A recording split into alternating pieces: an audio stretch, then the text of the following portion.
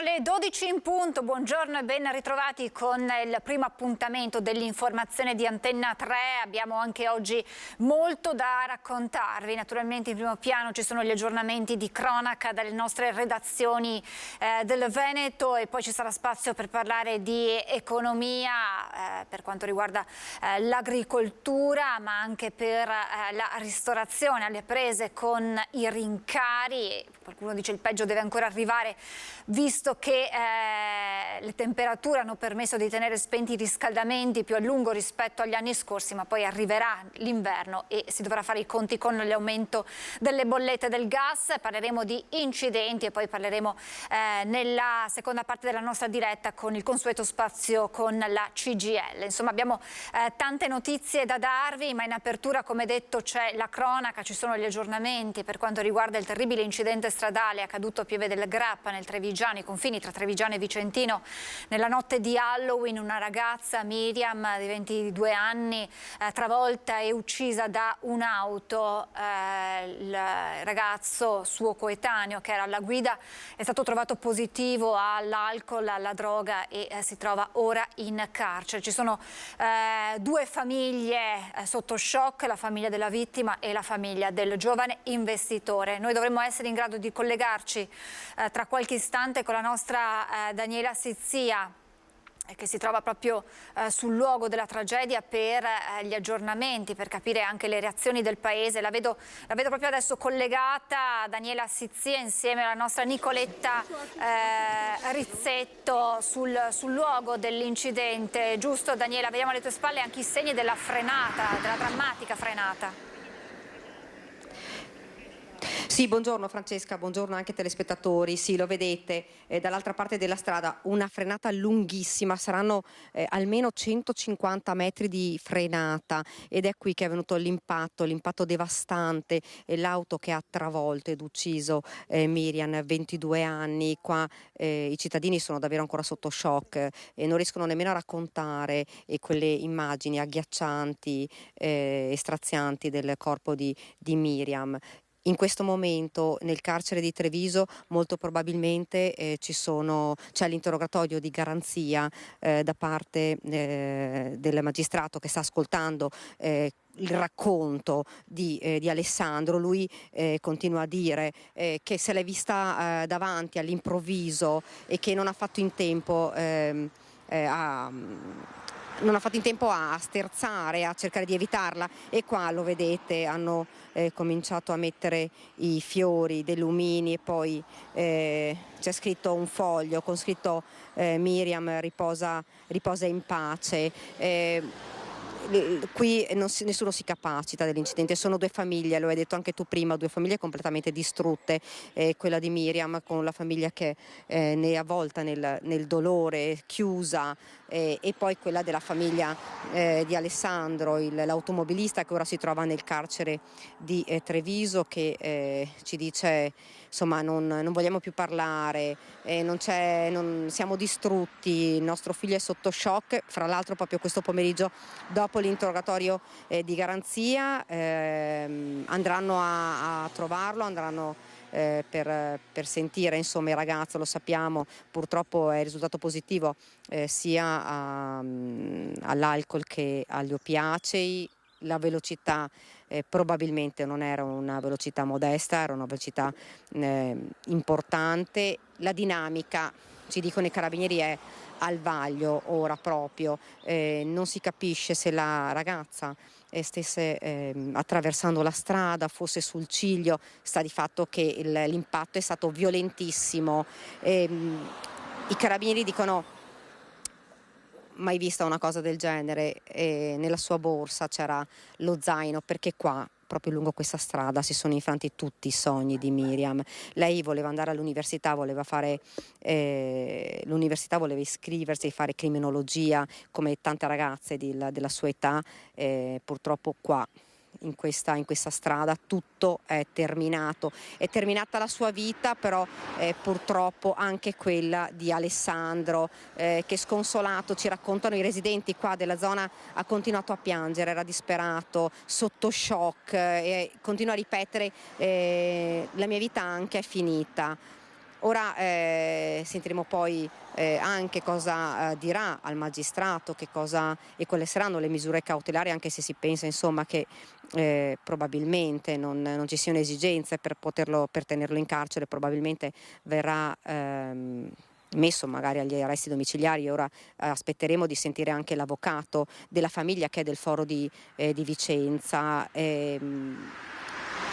Cosa dire, Francesca, purtroppo, fra l'altro questa strada l'abbiamo vista, corrono, ci dicono tutti una strada pericolosissima e una strada lunga e dritta, e quindi è maggiormente pericolosa, non c'è un minimo di spazio, quindi la ragazza, se ha tentato di attraversare qui o comunque se era a bordo strada, era davvero in un punto molto pericoloso e non è una strada illuminata. Poi Francesca, purtroppo è una tragedia, lo dicono tutti, immensa, che ha distrutto, come vi ho detto, 2 famiglie.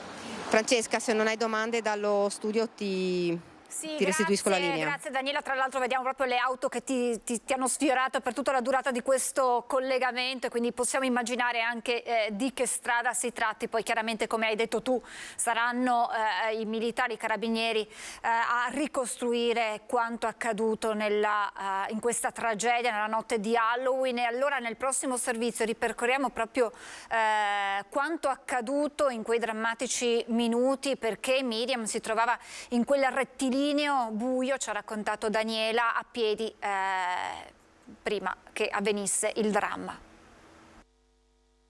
Gli ultimi istanti di Miriam, la notte passata a casa del fidanzato, poi la lite, lei che esce da quell'abitazione di Fonte a piedi per tornare a casa sua in centro a Donè, a diversi chilometri di distanza. Cosa ci faceva in piena notte in mezzo alla strada? Emergono un po' alla volta i contorni della tragedia che ha strappato alla vita a Miriam Ciobano, 22enne, nel fiore degli anni. La giovane era originaria di Tolmezzo, viveva con la famiglia in piazza a Donè di Fonte. La più grande, in casa di 2 sorelle, il papà Michele, è il titolare del bar d'Amici in centro a Fietta. Studentessa, voleva iscriversi all'università alla facoltà di criminologia di Padova. Saltuariamente lavorava come cameriera al bistrò Lalo Pace di Monfumo. La notte di Halloween era in compagnia del fidanzato. Lui l'avrebbe messa alla porta dopo una lite. Lei potrebbe aver cercato di contattare il papà, ma invano, e così, dopo essere sbucata dai campi, potrebbe aver provato a chiedere un passaggio a quell'auto che da Paderno del Grappa stava viaggiando in direzione Fonte. Dai segni della frenata sembrerebbe che l'impatto sia avvenuto al centro strada, però chiaramente attendiamo le indagini degli inquirenti. Attendiamo di capire la dinamica e le circostanze che hanno portato a questa grande tragedia. Ovviamente io mi stringo al dolore della famiglia di Miriam, perché soprattutto oggi non sono cose che devono succedere ed è brutto perdere una persona sull'asfalto. Ma allo stesso modo mi rendo conto della drammaticità del momento che stanno vivendo i familiari e il ragazzo che purtroppo ha avuto l'incidente. Sul posto, per i rilievi, le pattuglie dei carabinieri di Pieve del Grappa e Asolo. In via Vittorio Veneto sono arrivati anche i vigili del fuoco e i sanitari del 118 che hanno portato in ospedale il 23enne alla guida dell'Audi, ma non hanno potuto fare altro che attestare il decesso sul colpo della ragazza. Il suo fidanzato sarà ascoltato dagli inquirenti nelle prossime ore. Il bilancio di sangue sulle strade della Marca è pesantissimo. Miriam è la 52esima vittima.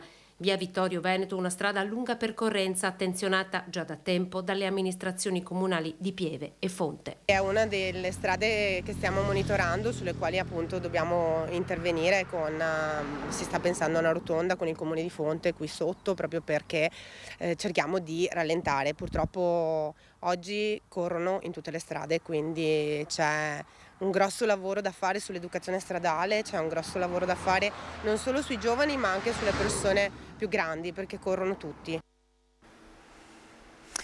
Ci spostiamo con la cronaca in provincia di Padova, con la tragedia che si è consumata il giorno di Tutti i Santi nelle campagne di Salboro. Un anziano coltivatore è morto, travolto dal mezzo che stava utilizzando nei campi.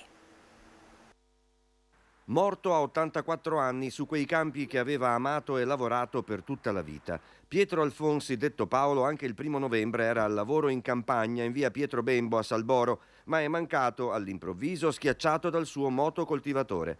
L'anziano deve avere inserito per sbaglio la retromarcia, il mezzo l'ha spinto a terra e lo ha travolto, facendolo morire sul colpo.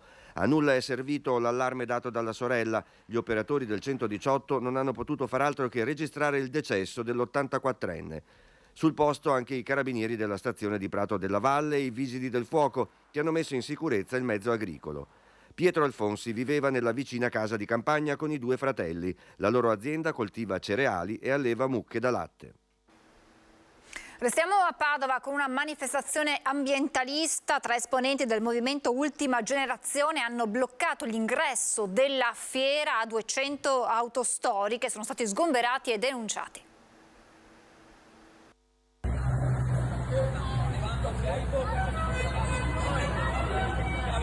Protesta degli attivisti di Ultima Generazione in fiera a Padova. 3 aderenti al movimento ambientalista si sono seduti davanti ai portoni d'ingresso del quartiere fieristico padovano per bloccare l'accesso a 200 auto d'epoca che dovevano partecipare all'evento American Dream nell'ambito della manifestazione Tutti in Fiera. Alcuni espositori sono riusciti ad entrare spostando di peso i manifestanti.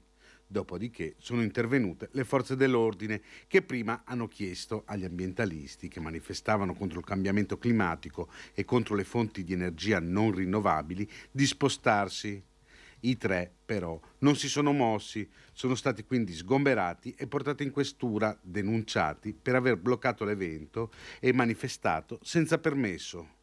Ultima Generazione è un movimento ambientalista noto per le sue manifestazioni eclatanti.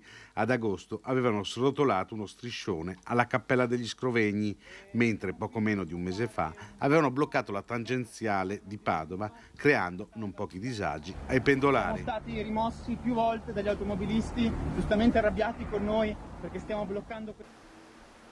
Forze dell'ordine in Veneto impegnate nei controlli per garantire la sicurezza nel ponte di Ognissanti. Vediamo com'è andata nel Vicentino. Trasportava la droga facendosi accompagnare da tassisti abusivi. Oltre 6 etti di cocaina sono stati sequestrati dalla squadra mobile di Padova, che dopo settimane di appostamenti hanno arrestato un 32enne tunisino stroncando una rete di spaccio. L'indagine era partita seguendo lo straniero con precedenti per droga che si avvaleva di tassisti abusivi per recarsi nei luoghi di approvvigionamento di sostanze stupefacenti. Martedì, durante l'ultimo pedinamento, il 32enne si era fatto accompagnare in taxi in un parcheggio poco illuminato, dove aveva recuperato qualcosa nascosto tra i cespugli di una recinzione condominiale. Seguito fino in zona Oltreberenta, 90 Padovana, è stato poi fermato dai poliziotti. Con sé aveva un sacchetto con 630 grammi di cocaina. Durante altri controlli antidroga, la polizia ha trovato 25 ovuli contenenti eroina e altri 3 di cocaina in un appartamento di via Riccati, dove è stato arrestato un 38enne nigeriano richiedente protezione internazionale. Arrestato anche un 24enne tunisino, scoperto mentre cedeva alcune dosi di cocaina ad un cliente. Quello che avete appena visto era il servizio relativo ai controlli antidroga della squadra mobile di Padova. Vediamo invece il bilancio dei controlli nel ponte di Ognissanti a Vicenza. Raffica di controlli in occasione del ponte di Halloween, visto l'incremento dell'afflusso turistico in città e in provincia, che si sono concentrati sulla vigilanza degli obiettivi sensibili e le infrastrutture maggiormente complesse, quali ferrovie, strade, autostrade, autobus, beni storici e artistici, luoghi di aggregazione e in vaste aree cittadine e della periferia urbana. Cerchiamo di essere presenti e di pattugliare tutto il territorio urbano, soprattutto il centro storico e soprattutto quelle zone che molto spesso, e per questo li ringrazio, ci vengono segnalati dagli stessi cittadini in occasione di eventi o di situazioni che possono destare allarme sociale. Durante i servizi di prevenzione il 31 ottobre è stato effettuato anche un intervento coordinato in zona industriale, dove era stato pubblicizzato tramite i canali social un evento musicale in occasione della festività di Halloween. In considerazione della mancanza di autorizzazione ad effettuare l'evento e della presenza di un numero di giovani tali da far ritenere concreti i rischi riguardanti la sicurezza e l'incolumità dei presenti, il questore ha dato l'ordine di interrompere la festa facendo sgomberare i locali, cosa che è avvenuta in tutta tranquillità. Sono ora in corso ulteriori accertamenti finalizzati ad individuare le responsabilità.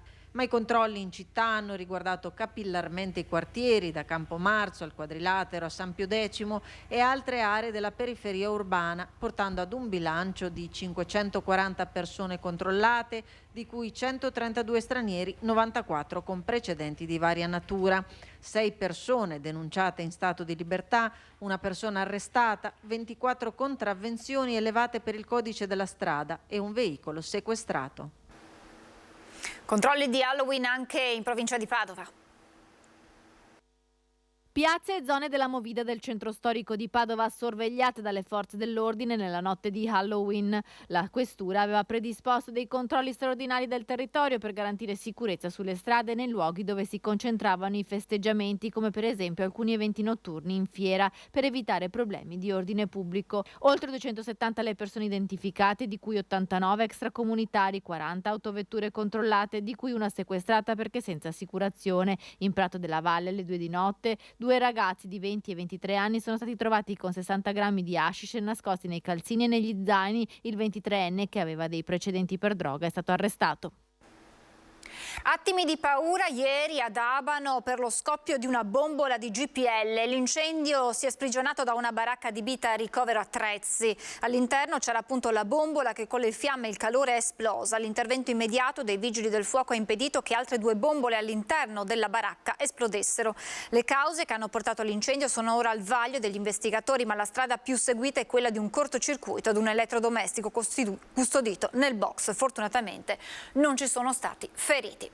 E adesso parliamo di agricoltura, di tanti fronti aperti per le aziende dallo stop, nonostante adesso ci sia un annuncio proprio della Turchia che parla di un ritorno all'accordo sul grano che era stato bloccato dopo l'attacco alle navi da parte dell'Ucraina, alle navi russe a Sebastopoli, ma sembra insomma sbloccata la situazione. Appena accaduto i prezzi del grano erano saliti alle stelle. E poi c'è il grave tema della siccità che pesa in modo importante sulle aziende. Saluto, lo ringrazio per essere con noi, Gian Michele Passarini, presidente CIA Veneto. Grazie Presidente per essere con noi, buongiorno.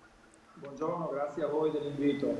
Allora iniziamo subito a capire quella che un po' sono state le ripercussioni dello stop all'accordo sul grano dopo appunto l'attacco al porto di Sebastopoli.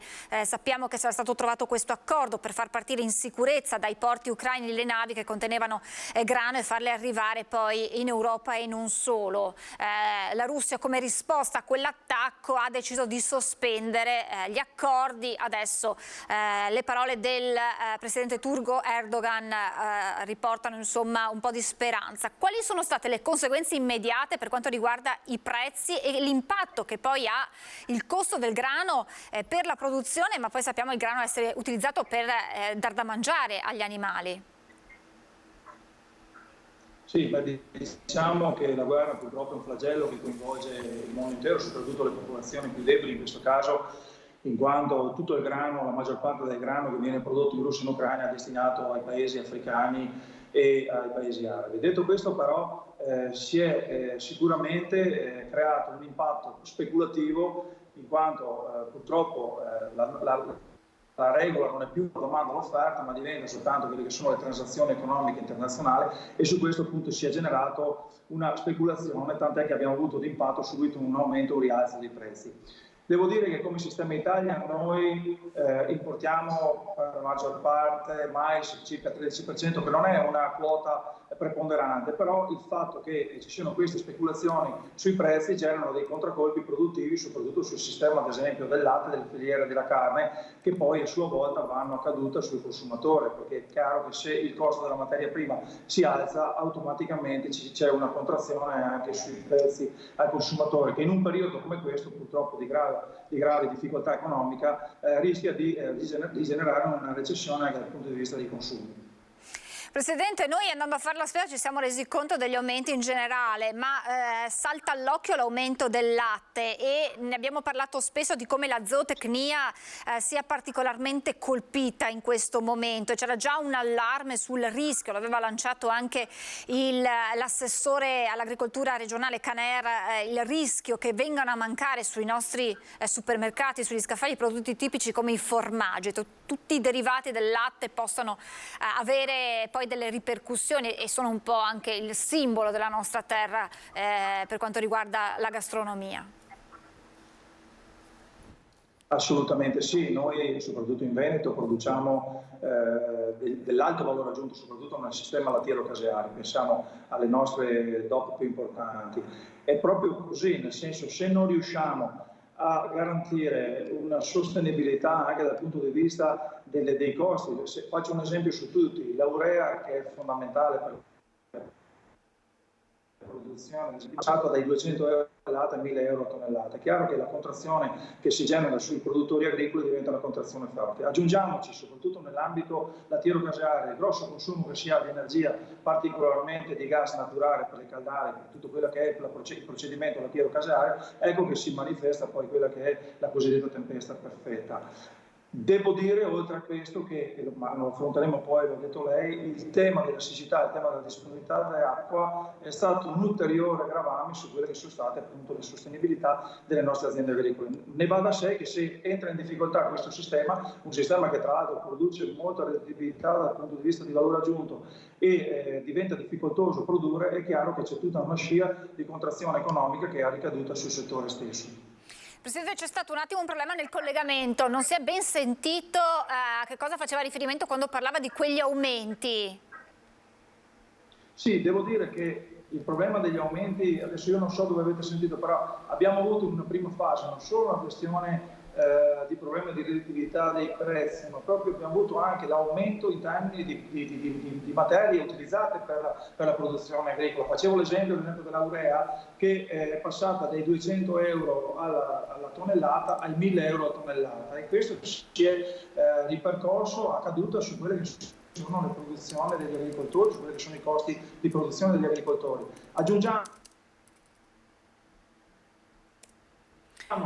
il costo soprattutto nella fase di questo ultimo trimestre. Presidente, abbiamo un problema con il collegamento, nel senso che è saltato anche il video e anche la voce va e viene. Vediamo se adesso siamo un po' più fortunati. Prego. Sì, ecco. Dicevo appunto abbiamo questo gravame dei costi energetici che ci porta in una situazione di difficoltà e quindi se a questo si aggiunge anche la poca non la poca disponibilità, ma la contrazione dei prezzi anche per quanto riguarda appunto le materie prime per dar da mangiare alle vacche da latte, quindi per poter produrre, è chiaro che si crea un contesto di difficoltà assoluta, quindi l'assessore faceva bene a denunciare questo tipo di situazioni.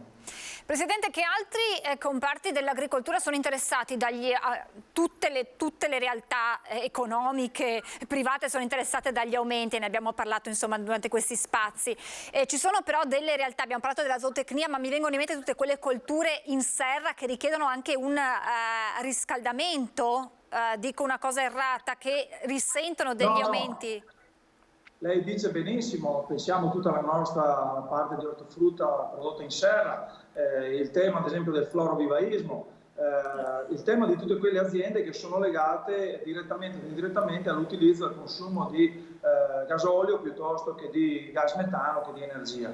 Poi devo dire che purtroppo in difficoltà abbiamo tutto il settore agricolo, perché lei pensi alle problematiche climatiche che abbiamo avuto soprattutto in questo ultimo anno, legate non solo alle questioni delle alluvioni, delle grandinate primaverili, ma anche a quella che è la scarsità di acqua che abbiamo subito in questi ultimi mesi. Noi abbiamo avuto un periodo di siccità che, voglio dire, a memoria d'uomo bisogna andare parecchi anni indietro nel passato, ma che diciamo così imponente. È chiaro che questo ha generato una difficoltà generale in quello che è la produzione agricola e quello che è il sistema agricolo veneto.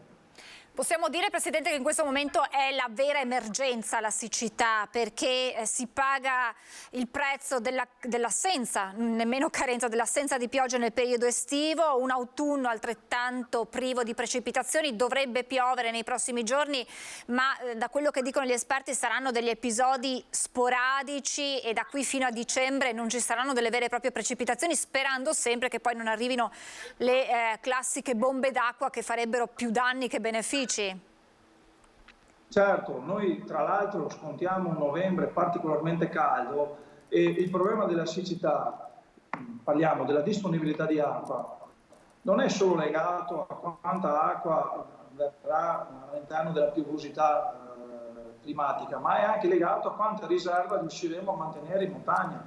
Ora la difficoltà è anche questa, con queste temperature probabilmente non avremo quelle riserve naturali che erano i ghiacciai, abbiamo visto, no? Il ghiacciaio della Marmolada che si è staccato perché la temperatura si sta innalzando e quella neve e quel ghiaccio era quella riserva che poi ci permetteva nei periodi estivi e caldi di avere l'approvvigionamento, ma non solo in termini, attenzione, perché qui il problema non è solo in termini di agricoltura, ma in termini di utilizzo anche per la cittadinanza stessa. Occorre, oggi il tema dell'acqua è un tema che noi come CIE agricoltori italiani abbiamo posto come un tema primario, sia regionale, sia a livello regionale ma anche a livello nazionale. Occorre un piano acqua, un piano nazionale che vada appunto a identificare quali sono le strategie da attuare, siano esse degli invasi, siano dei piccoli invasi o dei grandi invasi, ma ragionare come non far più correre l'acqua al mare e trattenerla il più possibile. Noi quest'anno, soprattutto in Regione Veneto, siamo arrivati al punto di razionalizzare l'acqua. Dove abbiamo potuto coltivare, vedi la zona dell'Adige che bene o male comunque ha garantito un approvvigionamento seppur minimale, siamo riusciti a portare a casa, al netto di quelli che sono poi stati gli eventi climatici, una parte di prodotto, non tutta, ma il 30% in meno. Dove non siamo riusciti ad irrigare abbiamo perso tutta quella che è la produzione agricola. Cioè quest'anno, se voi avevate una foto, voglio dire, no, presa dal satellite, non vedevate più quel verde tipico che è caratteristico del nostro territorio veneto, ma vedevate un giallo che è proprio indice di mancanza di acqua e indice quasi di un deserto, voglio dire, che è determinato da quella che era una fotografia satellitare. Questa è una cosa grave che ci fa pensare e che ci porta a dover assolutamente muoverci su questa linea, quella della gestione dell'acqua. C'è il rischio, Presidente, se non dovessero arrivare precipitazioni significative, se non dovesse nevicare in montagna, che questa razionalizzazione sia richiesta magari in modo meno spinto, ma comunque anche nel periodo autunnale? Sì, ma è già in atto in realtà, è che la fortuna, ma è una fortuna relativa, è che noi oggi abbiamo una fase, voglio dire, agronomica nella sua fase finale, quindi abbiamo pochissime realtà più ortofrutticole che hanno richiesta d'acqua. Però voglio dire, questo è un ragionamento nel senso che non ci fa stare tranquilli, perché il problema sono le semine future, la programmazione agronomica futura, ad esempio, andrà giù meno mais. Il mais è una pianta che ha subito in particolar modo le intemperie e la mancanza di siccità. Questo cosa vuol dire? Vuol dire che le nostre grandi DOP, che ne parlavamo prima, cioè il nostro sistema alimentare zootecnico, andrà ulteriormente in difficoltà, perché le nostre DOP si basano su dei disciplinari che avevano una buona parte di alimentazione, circa il 50% dell'alimentazione zootecnica di mais nazionale. Ora immaginate voi ad arrivare con contrazioni di produzione del 30%, un mais che tra l'altro, avendo subito anche degli stress idrici, non risulta particolarmente vocato a quella che è l'alimentazione zootecnica, ma la maggior parte va all'interno di biodigestori. È chiaro che il quadro è totalmente preoccupante e desolante da questo punto di vista. Occorre sicuramente mettere in pista dei piani nazionali, oltre che alle risorse, logicamente, per poi efficientare quelli che sono i sistemi idrici e di irrigazione, ma su questo i nostri agricoltori sono già da un ventennio, si stanno portando a quella che è l'efficientamento dell'utilizzo dell'acqua. Ultimissima domanda, Presidente, quali sono le colture in questo momento per la stagionalità a rischio, proprio per la siccità, e se c'è già una stima di quelle che potrebbero essere le percentuali di mancato prodotto? Si attestano sempre sul 30%, percentuali inferiori? Guardi, il 30% che ho dato prima Abbiamo di nuovo, aspetti Presidente, si è bloccato di nuovo, aspetti un attimo, vediamo di ripristinare il collegamento audio e video. Purtroppo anche questo. Sì, Eccolo qui, che prego. Il problema sarà tutto sulla parte di colture, il problema sarà su tutta la parte di colture autunnali. È un sistema, voglio dire, che dicevo prima sul livello nazionale ha definito ammanchi medi dal 25 al 30%, ma come lei mi insegna la media purtroppo si fa tra la punta più alta e la punta più bassa. Ci sono produzioni, ad esempio, che anche in Veneto hanno raggiunto cali che vanno oltre il 50%, quindi oggi bisogna probabilmente aspettare l'annata, vedere quali sono. Niente, siamo proprio sfortunati. Aspetti Presidente, sì, le faccio ripetere perché non abbiamo sentito, lei diceva bisognerà aspettare la prossima annata? No, dico bisognerà aspettare la fine dell'annata proprio per capire effettivamente quali siano stati i danni avuti da questo tipo di situazione. Perché la media è una media che viene data sul livello nazionale, ma ripeto, ci sono zone che hanno avuto danni che vanno oltre il 50% di ammanco produttivo. Grazie davvero al Presidente CIA Veneto, Gian Michele Passarini, grazie davvero per il suo intervento, per averci fatto un quadro generale della situazione. Naturalmente torneremo ad aggiornarci sperando che arrivino le piogge e sperando insomma che la situazione si stabilizzi. Grazie davvero Presidente, buon lavoro. Grazie a lei, buon lavoro. E adesso noi ci fermiamo per qualche istante di pubblicità e poi torniamo in diretta con nuovi aggiornamenti e collegamenti dal Veneto, a tra poco.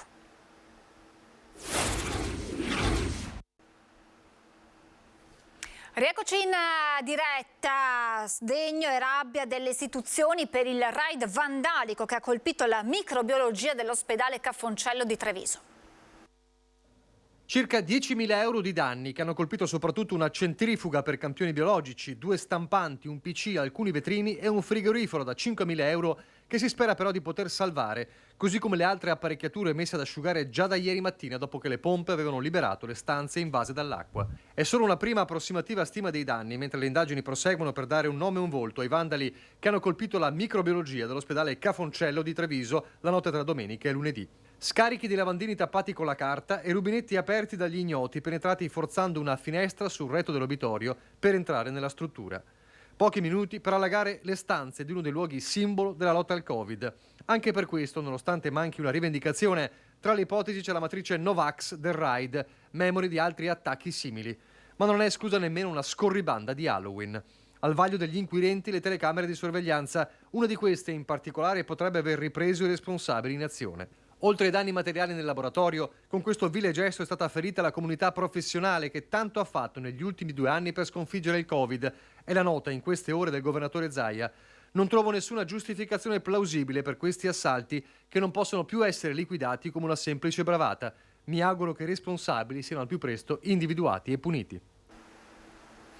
Controlli e irregolarità trovate anche in Veneto dai carabinieri del NAS che complessivamente hanno sequestrato 14 tonnellate di alimenti irregolari per un valore commerciale di circa 327.000 euro e 23 imprese produttive commerciali, il cui valore economico ammonta ad oltre 7 milioni di euro sottoposte a chiusura e sospensione. Il bilancio della campagna di controllo in tutta Italia del NAS a seguito dei casi di intossicazione da listeria connessi con il consumo di alimenti crudi o ridotta cottura, controlli che sono finalizzati a verificare la corretta gestione in materia di sicurezza e di igiene delle imprese produttive di alimenti di origine animale.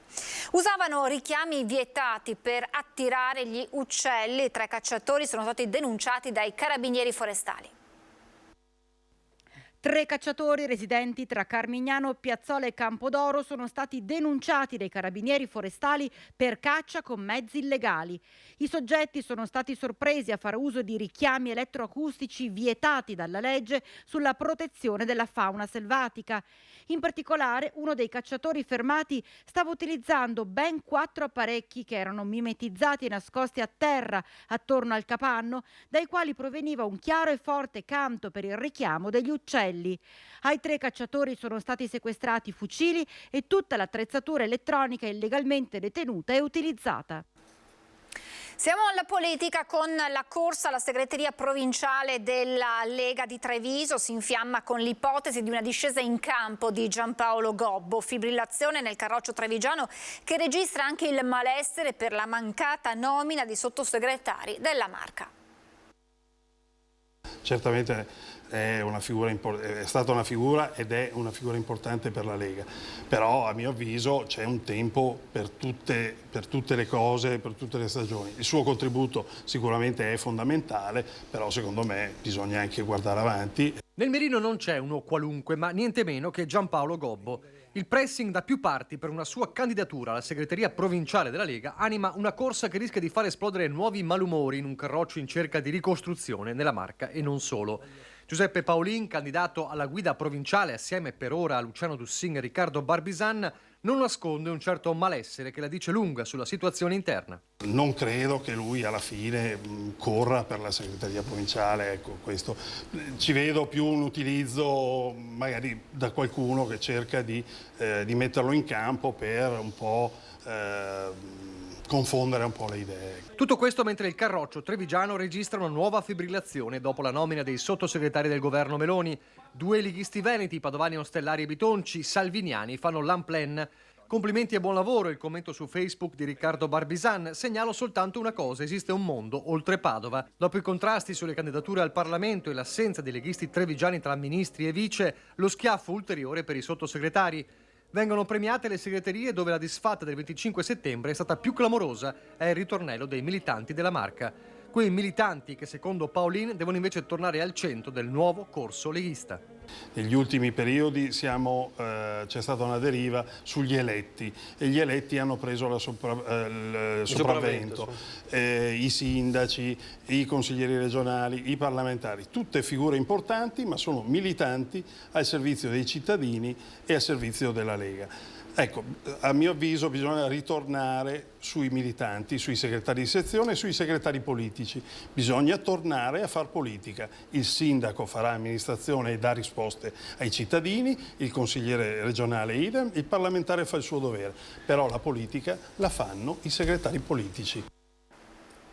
E proprio Paolin è stato protagonista, sempre a ringhe, di uno scontro sul tema dell'innalzamento del tetto al contante. Per PD e CGIL un incentivo all'evasione fiscale, ma l'esponente della Lega ribatte e parla di evasione di sopravvivenza. Chi ci offre un servizio ci dice paga in nero o paga con la fattura. Cioè, questo lo sappiamo o lei non vive in questo mondo? No, ma allora lo ammettiamo questo? No, non mettiamo? è che certamente non lo risolviamo con l'utilizzo del contante, cioè non lo risolviamo questo. Ammettiamo allora questa modalità? No, non è che la ammettiamo, ci sono... perché l'avete detto voi che c'è una vera evasione e una finta evasione e che non c'è una grande evasione e c'è un'evasione di sopravvivenza. Ah, ma non è evasione quella? No, è un'evasione, però quella non colpisce, non fa dei danni. Tiene in piedi attività commerciali che pagano stipendi a famiglie e a dipendenti. Secondo lei è corretto che un professionista che magari fa 10 prescrizioni al giorno e dica pagate in contanti senza IVA o pagate non è corretto. Non è corretto, però accade. Non è corretto, però accade. Io rappresento quella parte d'Italia che, avendo le ritenute alla fonte, pensionati e lavoratori dipendenti pagano fino all'ultimo centesimo e garantiscono oltre il 90% dell'IRPEF di questo paese. Ma chi paga quegli stipendi? Chi paga gli stipendi? Chi paga quegli stipendi? Che finanzia? Rispondo a questo con una citazione. Rispondo a questo. No, la pressione fiscale è alta ed è alta. E gli stipendi sono da fame anche per i dipendenti. E lei lo sa meglio di me. E vanno ridotte le tasse a lavoratori dipendenti e pensionati che hanno garantito il finanziamento del welfare per tutti quanti, gratuito, anche durante l'emergenza. Parliamo di caro bollette che incidono anche in vista dei festeggiamenti per il Natale, sindaci che pensano di spegnere le luminarie nei propri territori e anche i cittadini insomma, si interrogano se sia un bene appunto rinunciare quest'anno alle tradizionali luminarie. Natale spento ma non del tutto. Il caro bollette spinge i sindaci ad eliminare o quantomeno a ridimensionare le luminarie che solitamente abbelliscono piazze e vie cittadine. Anche nel Vicentino scatta il piano di austerity per molte amministrazioni che fanno i conti con gli aumenti in bolletta. A Valdagno, ad esempio, ci saranno gli alberi natalizi ma non le consuete luminarie. Anche come segno di solidarietà nei confronti della comunità, mettere le luminarie ci pareva e ci pare un segno contraddittorio. Diversa la soluzione di Brendola, dove le luminarie, seppur con budget ridotto rispetto agli anni passati, saranno posizionate in prossimità degli esercizi di vicinato. E sicuramente saranno minori rispetto all'anno scorso perché abbiamo ridotto fortemente il budget, però non ce la siamo sentita di fare Natale al buio. A Noventa Vicentina si pensa a mantenere attrattivo il centro, un tessuto economico che va sostenuto anche con le luci. Per quanto riguarda tutte quante le attività di attrazione che faremo con la Proloquio in piazza, legate anche ad addobbi natalizi e luminarie, ovviamente è un ragionamento che deve essere fatto anche valutando quest'ottica. Il destino delle luminarie natalizie è in forse ad Isola Vicentina, dove si valuta l'opportunità di limitare i tempi di accensione per ridurre i costi senza privare i cittadini della carezza del Natale. Credo che comunque anche ragionare su un'accensione ritardata e su uno spegnimento anticipato possa essere una soluzione di contenimento dei costi che adotteremo. E i ristoranti che faranno per questo Natale? Rinunceranno alle luci, organizzeranno delle cene con a lume di candela? Lo chiediamo a Stefano Pesce, ristoratore. Buongiorno, grazie per essere con noi. Buongiorno a tutti, grazie a voi per la chiamata.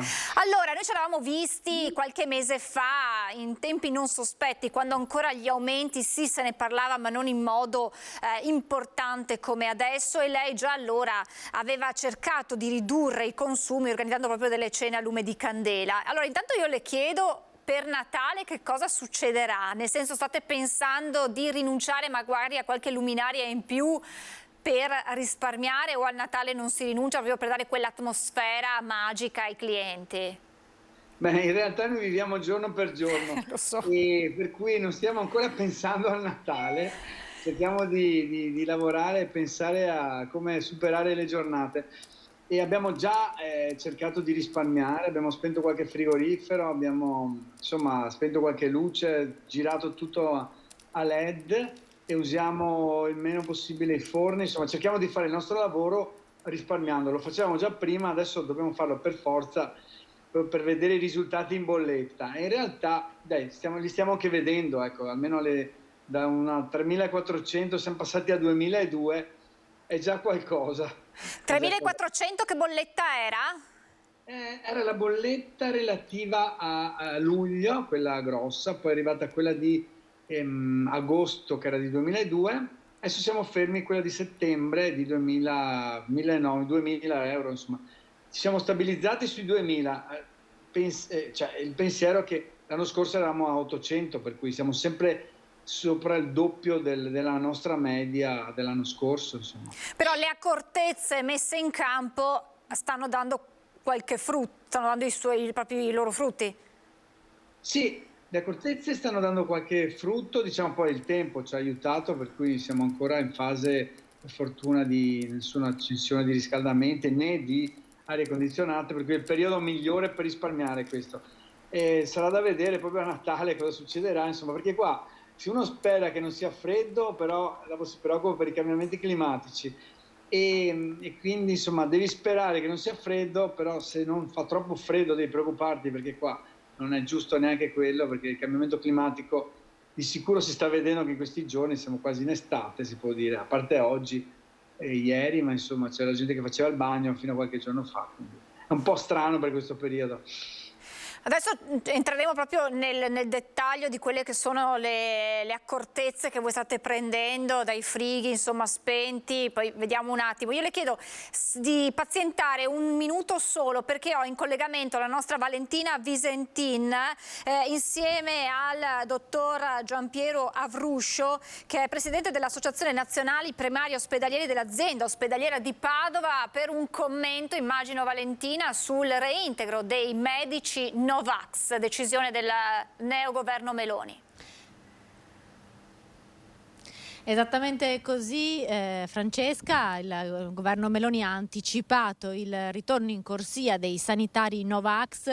Qui nel Padovano sono 250 tra USL e azienda ospedaliera. Il dottor Giampiero Avruscio, che come hai ben detto è presidente dell'Associazione Nazionale dei Primari Ospedalieri dell'azienda ospedaliera di Padova, già a luglio sosteneva che era necessario reintrodurre sanitari Novax.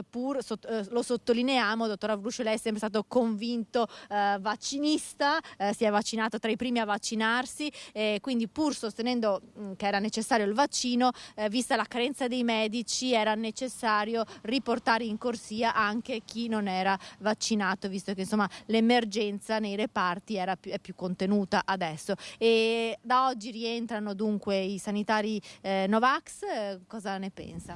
Che insomma quello che erano le mie posizioni adesso sono diventate le posizioni del governo regionale e nazionale.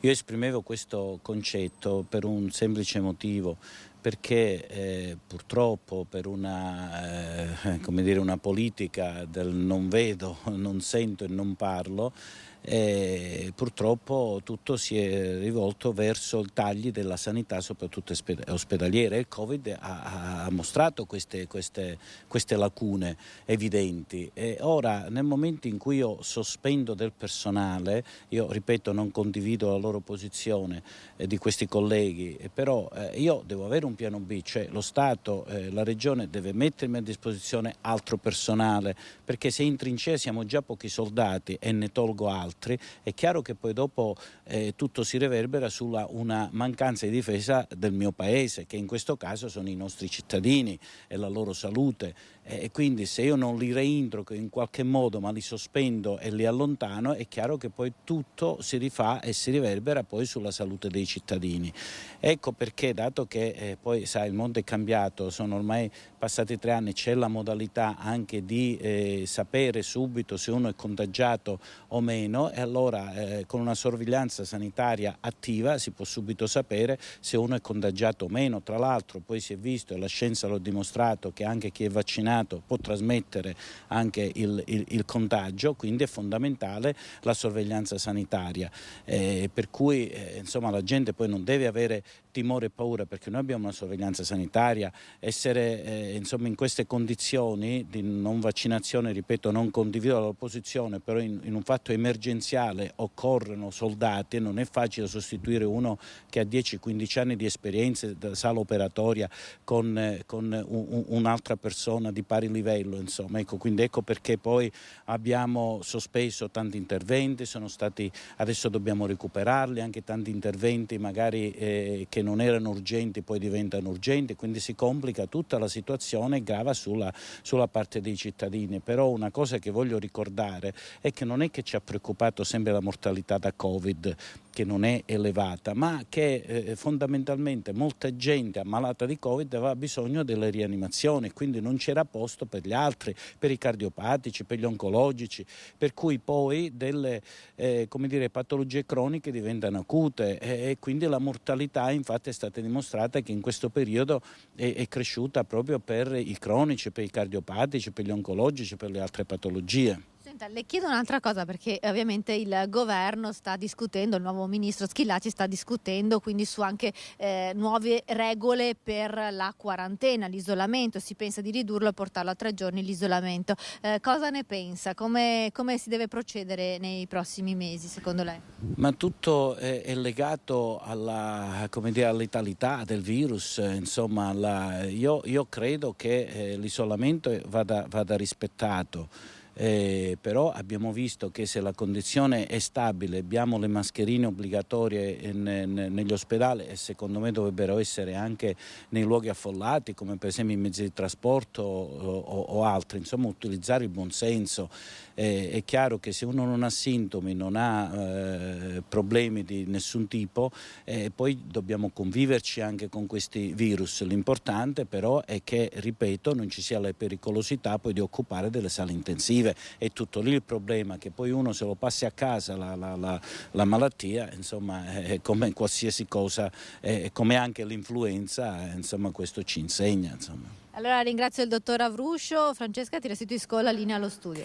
Grazie davvero Valentina Visentin, grazie al dottor Avruscio, e torniamo da Stefano Pesce, ristoratore. Mi scuso per l'attesa, ma c'era la priorità di collegarci con il dottor Avruscio. Stefano Pesce, allora, qualche accorgimento che insomma si è visto poi dare risultati nella bolletta, che resta sempre comunque alta rispetto all'anno scorso. Si spengono le luci, si spengono i frighi e si concentrano in un unico frigo. E poi che cosa accadrà però quando arriverà il freddo e il riscaldamento andrà comunque acceso? Sì, certo, non è che abbiamo spento i frighi e teniamo la roba fuori, cioè, ovviamente abbiamo dovuto organizzarci per questo, quindi di certo abbiamo eliminato qualche prodotto tipo i gelati che noi tenevamo anche d'inverno, li abbiamo eliminati, quindi sui prodotti così dolci congelati facciamo tutto noi, e abbiamo eliminato quella parte lì, e dopo insomma razionalizzare un po' gli orari, anche cerchiamo di tenere aperta la cucina negli orari di punta, sia a mezzogiorno che di sera. E quindi insomma un'ora di qua, un'ora di là in meno di gas, luce ed energia aiuta a ridurre un po'. Ecco, la riduzione secondo me in questo momento è stata anche data dal fatto che abbiamo spento, perché rispetto a luglio ed agosto abbiamo spento i condizionatori e non abbiamo il riscaldamento acceso. Invece sicuramente avremo dei problemi quest'inverno. Una delle idee che abbiamo è quella di spostare i frigoriferi, la zona frigo, quindi frigo birra, nella zona dove si mangia e si beve, perché i frigoriferi producono anche calore, e quindi stiamo parlando, insomma, vedendo col fornitore se è possibile fare uno spostamento in modo da avere, diciamo così, i motori dei frigoriferi che scaldano nella zona dove serve il calore. E quindi dei frigoriferi che diventano anche dei termosifoni in qualche modo, ecco, mettiamola così. E magari tenere anche qualcosa fuori, perché il paradosso, quando arriva l'inverno, che poi è il paradosso anche delle case, che noi usiamo il frigorifero mentre fuori farebbe già fresco, per cui in qualche modo se si riesce a tenere almeno le bibite chiuse, quelle in bottiglia o i fusti di birra, nella zona dove già fa fresco, che è fuori, riusciremo a risparmiare il frigorifero in quel caso. Quindi vediamo anche quest'inverno, quando farà freddo, se riusciremo ad attivare questa modalità, insomma, nella speranza comunque che si abbassi anche il costo del kilowatt energetico, perché insomma quella è la speranza più importante e sembra che stia accadendo. Quindi si cerca in tutti i modi, dove è possibile, insomma, di ingegnarsi, viene fuori anche l'ingegno in queste situazioni. Si rivede anche il menù pesce, nel senso che magari si cerca di fare menù, adesso freddi anche no, perché la stagione non è proprio delle migliori, però magari cercando di ottimizzare anche quelli che sono gli ingredienti, perché anche fare la spesa poi costa, gli aumenti delle materie prime si vede ogni giorno andando appunto al supermercato. Sì, prima si parlava appunto della jam che abbiamo fatto a Lume di Candela. In quell'occasione abbiamo fatto già due, abbiamo anche proposto dei cibi freddi, vegani, e con ingredienti a freddo, insomma del pane buono e dei prodotti che non venivano messi né nel forno né usando i fornelli. Per cui insomma qualche revisione del menù è stata fatta anche in questo senso e ne faremo ancora. È ovvio che non si può eliminare un forno, non si può eliminare la cottura, perché insomma fa parte un po' della nostra tradizione degli italiani e del mangiare qualcosa di caldo, soprattutto d'inverno, come hai detto. E quindi insomma c'è la revisione nei limiti delle possibilità, senza stravolgere il lavoro, perché è questo che si deve fare, credo, in questo momento, cercare i sistemi migliori mantenendo la qualità e il livello del nostro lavoro, perché sennò poi è finita. Insomma, anche nei concerti cerchiamo di andare, perché insomma sono ristoratore, ma più che altro sono anche organizzatore della musica dal vivo, che è un po' la nostra caratteristica, è quella di cercare anche con la strumentazione di suonare un po' più in acustico, usare meno l'impianto, perché non sembra, ma anche gli impianti di amplificazione consumano energia non poca, e quindi anche lì andiamo incontro, anche i musicisti vengono incontro a noi, cercando di usare maggiormente strumenti acustici. Insomma, noi abbiamo il pianoforte, poi le chitarre, insomma, cercare di usare più l'acustica. Insomma, ci cerca di organizzarsi per risparmiare, ma dando comunque un servizio ai clienti. Quanti dipendenti ha lei, Stefano? Perché noi abbiamo avuto una sua collega poco tempo fa e ci diceva: io la notte non dormo perché penso alle bollette, penso poi ai miei dipendenti e alle loro famiglie. Ho questa responsabilità, oltre alla responsabilità della mia attività. Sì, siamo una decina circa che ruotano intorno al vapore tra mezzogiorno e sera, e tanti giovani, perché ormai il nostro lavoro viene fatto soprattutto di sera da giovani studenti, insomma, che fortunatamente non hanno ancora famiglia, mentre di giorno c'è anche una cuoca che ha la sua famiglia. Insomma, mediamente questo lavoro ormai viene fatto da giovani che almeno non hanno il problema della famiglia, avranno sempre il problema di mantenersi e di avere un lavoro, ed è già importante. Quindi, insomma, in qualsiasi caso siamo una decina che ruotano intorno al lavoro. Allora, io immagino che lei per il Natale avrà delle idee particolari, quindi ci diamo appuntamento in vista delle festività natalizie per capire innanzitutto com'è la situazione, sperando che migliori e sperando, insomma, che si possa tornare a lavorare in modo più sereno, e per capire poi che Natale sarà anche per voi ristoratori. Speriamo bene. Devo svelarle? No, no, beh, se ha già qualche anticipazione noi siamo qui, prego. No, beh. Faremo il nostro consueto, vorremmo fare, perché qua la bolletta è sempre come una spada di Damocle sopra di noi, se riusciremo a pagare la prossima, e spero di sì, insomma, e faremo un pre-capodanno, per cui faremo una festa. Noi normalmente facciamo questa festa del 30 anziché il 31, alternativa, che ha sempre avuto successo. Non l'abbiamo fatta gli ultimi 2 anni proprio per il Covid, dovremo riprendere a farla, e poi il 26, insomma, sto guardando per il classico concerto di Natale con i Beatles, con i Magical Mystery, e dopo altre cose che sto ragionando. Il Natale è preservato, ecco, il Natale va preservato nonostante i rincari. Il Natale va festeggiato. Preservare il Natale, sì. Ce lo auguriamo. Stefano, io intanto la ringrazio, le auguro buon lavoro e torniamo ad aggiornarci in vista proprio del Natale per capire come sta andando la situazione. Grazie ancora e buon lavoro. Grazie a voi. Buona giornata. Grazie. Adesso vado subito dal nostro Federico Fusetti, chiedo scusa a lui per averlo fatto attendere, chiedo scusa anche all'assessore Bottacin sul Piave, a Sandona di Piave, per l'inaugurazione di un nuovo pontile che ha un valore ambientale e anche in qualche modo culturale, ma lascio la spiegazione a Federico. Buongiorno. Buongiorno Francesca, buongiorno ai telespettatori. Sia un valore anche simbolico, se vogliamo, quest'opera. Ringraziamo l'assessore regionale Giampaolo Bottacin perché la regione qui è intervenuta in maniera pesante. C'è stata la tempesta Vaia che ha creato danni gravi anche qui al fiume Piave, però abbiamo sentito parlare di turismo, abbiamo sentito parlare di difesa idrogeologica, c'è un futuro, c'è una speranza e c'è qualcosa di concreto anche che avete prodotto. Sì, c'è qualcosa di concreto, lo possiamo vedere, quindi è stato ricostruito come prima, anzi meglio di prima, perché quando ci fu Vaia io avevo chiesto che nell'ordinanza della Protezione Civile Nazionale ci fosse la possibilità anche di apportare miglioramenti, non solo ricostruzione. E con questo esempio assolutamente virtuoso siamo diventati un riferimento, il Veneto è diventato un riferimento nazionale per quanto riguarda la ricostruzione post-alluvione. 2500 cantieri avviati nel giro di meno di 3 anni sono un segnale positivo, e quindi questo ci fa ben sperare anche per il futuro. Siamo un riferimento nella fase di ricostruzione post-alluvione, così come il Friuli è diventato in maniera riconosciuta a livello nazionale un esempio di ricostruzione post-terremoto.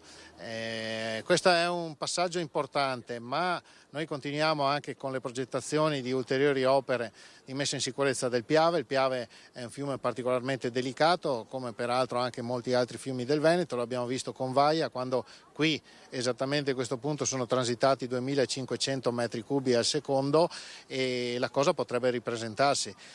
Si è quasi ripresentata nel 2019 con l'acqua granda, abbiamo avuto dei danni qui sempre nella stessa zona in cui ci troviamo anche nel 2020 fra il 5 e 6 dicembre. Questo significa che il Piave è in un equilibrio molto delicato ed è necessario intervenire con opere di difesa del suolo e noi continueremo a farlo. Oltre €1 miliardo investiti dal Veneto negli ultimi anni significa che abbiamo intrapreso una strada corretta. D'altro canto sia con Vaia sia anche con eventi successivi che hanno manifestato precipitazioni piovose maggiori rispetto a quelle del 2010, i danni sono stati minori. Ci racconta che cos'è questa opera esattamente? Ma questo è un pontile che ha varie funzioni e che era stato totalmente divelto, perché questo pontile, oltre che servire appunto alle barche, serve anche a difendere questa zona golenale dall'erosione, e quindi è stato ricostruito ma con difese spondali molto più consistenti rispetto a prima, e quindi in caso di morbida il Piave non riesce più a erodere questa parte della golena, e quindi direi un intervento assolutamente positivo. Sono stati realizzati anche altri interventi puntuali con l'obiettivo dei pontili più piccoli rispetto a questo in altre 6 zone sempre del basso corso del Piave. L'obiettivo è ovviamente quello di valorizzare anche questa parte del turismo fluviale che magari in passato non era molto considerata ma che adesso sta prendendo quota sempre di più, e quindi anche questo aspetto del Piave credo sia un elemento importante per valorizzare quella realtà del Veneto che, ricordiamo, è la realtà più turistica d'Italia con oltre 70 milioni di presenze all'anno. L'ultima cosa, Assessore, un po' passando sul piano più delle emozioni, vedendo quest'opera oggi e pensando alle notti insonni che avete fatto nei giorni di Vaia, insomma, che penso insomma, un po' di brividi vengono ancora. Beh, guardi, voi avete testimoniato tutta Vaia in diretta e avete anche qualche giorno fa avete ritrasmesso lo speciale su Vaia, e quindi avete testimoniato ai cittadini cos'è stata Vaia, no? Spesso io riscontro che alcuni dicono Vaia sì, ci sono stati tanti alberi abbattuti, e magari il cittadino che non ha visto lo scenario si ferma lì. In realtà Vaia è stata molto, molto di più, è stata devastazione, sono state case scoperchiate, sono state strade franate o rese inagibili, acquedotti divelti, decine di migliaia di persone senza la corrente elettrica, siti a rischio valanga che si sono creati, una serie innumerevoli di frane, insomma Vaia è stata una cosa importante. E oggi vediamo la luce perché, come dicevo prima, dopo un lavoro immenso fatto insieme agli enti locali territoriali del Veneto abbiamo avviato 2500 cantieri, una mole incredibile in un paese in cui anche per tagliare un albero in un corso d'acqua bisogna fare metri cubi di carta e di permessi, autorizzazioni, a volte ci sono ricorsi e quindi insomma non è stato facile. Francesca, se non ci sono domande ringraziamo l'assessore. Grazie Federico, grazie all'assessore Bottacin per averci raccontato di questa simbolica ma anche importante inaugurazione. Grazie ad entrambi e buon lavoro. E adesso noi torniamo a parlare di luci di Natale. Abbiamo sentito prima dell'ospite i sindaci come si stanno preparando, come stiano valutando o meno l'opportunità di accendere le luminarie per il Natale, e i cittadini cosa faranno per risparmiare? Cercheranno di limitare le luci all'interno delle proprie abitazioni o non intendono rinunciare all'atmosfera natalizia creata proprio dalle luminarie? Lei cosa farà col suo albero di casa? Terrò le luci accese, ma magari solo qualche ora, non come il solito. Diminuiremo probabilmente l'orario, ecco, quella è un'alternativa. Però eliminarla del tutto penso dispiacerebbe un po' a tutti. Non l'ho mai fatto l'albero di Natale, per cui non... Però le luci le accendo e anche la caldaia, non c'è problema. Un po' di risparmio sì, sicuramente, però a Natale un po' di luci ci vogliono anche. Mettiamo tutte candele, vede là ci sono tutte le candeline, i portacose, e veniva illuminato con le candele e abbiamo risolto il problema. Anzi, diventa più bello. Lei lo farà l'albero a casa? Sempre, albero di Natale, presepio e tutte quelle robe lì, guai. Può essere, sono anche divertenti avere le candele e anche fanno atmosfera, per cui forse va bene così. Se posso cerco di risparmiare, quindi di non accenderlo, visto che c'è questa crisi, e spero che tutti quanti seguano un esempio un po' più, diciamo, limitativo rispetto alle luci degli altri anni. Mi sembra giusto, insomma, è un impegno doveroso per tutti quanti per contrastare l'aumento dell'energia. Anche la tradizionale visita al cimitero sta cambiando negli anni dei social sempre più attivi. Ce lo spiega il sociologo Vittorio Filippi. Noi abbiamo un cimitero ormai sempre più virtuale, digitale, elettronico, chiamiamolo come vogliamo, che è quello della rete. In rete abbiamo sempre più persone che abbiamo conosciuto, che il loro account è ancora vivo, ma loro non ci sono più. Però andiamo a trovarle elettronicamente con un click del computer. Un click che molto spesso arriva a sostituire la visita al cimitero e sta cambiando progressivamente il rapporto con la memoria dei defunti. La morte che si fa social è soltanto uno degli elementi che gli esperti individuano per spiegare come i luoghi fisici del ricordo dei cari vengano frequentati sempre meno. Più urne e meno lapidi, con il boom delle cremazioni, ma non solo. L'aspetto ormai consumistico, per cui la commemorazione dei defunti la chiamiamo il Ponte dei Morti o Halloween, che ormai sovrasta tutto. Sommiamo tutte queste cose qui e abbiamo davvero un impallidimento di quello che una volta era sentito molto molto di più.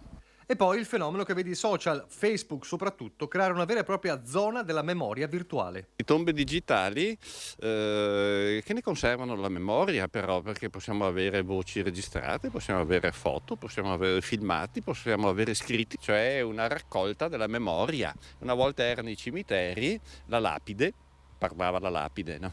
Con la foto, no, ma parlava la lapide, e oggi invece molte più cose parlano delle persone che ci hanno lasciati. E il futuro potrebbe ampliare ancora questo fenomeno, non necessariamente negativo. È stato previsto che, parlo di Facebook, entro fine secolo ci saranno più morti che vivi in rete, ma non la trovo una cosa brutta o macabra, fa parte anche della vita, anzi credo che se vogliamo vederla in positivo noi abbiamo molta più capacità di avere memoria delle persone che abbiamo conosciuto, amato, con cui siamo stati insieme, rispetto al passato con cui si dimenticava più facilmente, non avevamo i supporti della memoria che abbiamo oggi. Parliamo di morti sul lavoro. In Veneto 74 vittime in 9 mesi. La provincia di Vicenza seconda, a pari merito con Padova con 13 decessi, dopo Verona con 16. La CGIL chiede un rafforzamento dei controlli. Le fattispecie sono sempre le solite: ribaltamento dei trattori, mezzi in movimento, caduta dall'alto, intossicazioni, presenza di gas in silos. Quindi ormai sono chiare e individuate le fattispecie di questi infortuni. Il dramma dei morti sul lavoro vede la provincia di Vicenza contendere a quella di Verona e Padova il triste primato in Veneto. Più di 8 vittime al mese in Veneto. La regione, pur rimanendo in zona arancione, ha 4 province su 7 in zona rossa. 60 le vittime complessive, 39 sul posto di lavoro e 21 in itinere nel percorso casa-lavoro. Rispetto allo stesso periodo dello scorso anno si registrano 7 decessi in più. È necessario avviare concretamente il protocollo varato dalla Regione Veneto. Con la Regione nei mesi scorsi è stato sottoscritto un protocollo che prevede il potenziamento degli SPISAL, quindi dei servizi di prevenzione. Occorre però dar seguito a questo protocollo con gli inserimenti concreti. Per quanto riguarda Vicenza, il tavolo che il prefetto ha costruito proprio a fronte dell'allarme e della situazione vicentina ha prodotto dei risultati. Occorre adesso procedere con gli altri progetti, perché solo un lavoro diffuso che tocchi quindi i temi della prevenzione, della cultura da creare, delle ispezioni, dei controlli, solo con questo lavoro diffuso e comune riusciremo a fare passi avanti su questo dramma. In apertura di diretta abbiamo parlato a lungo dell'incidente mortale accaduto a Pieve del Grappa, dove ha perso la vita Miriam, 23enne, travolta e uccisa da un'auto. Una strada, ci ha raccontato nel collegamento Daniela Sizzia, una strada, un rettilineo dove la gente corre veloce, buia.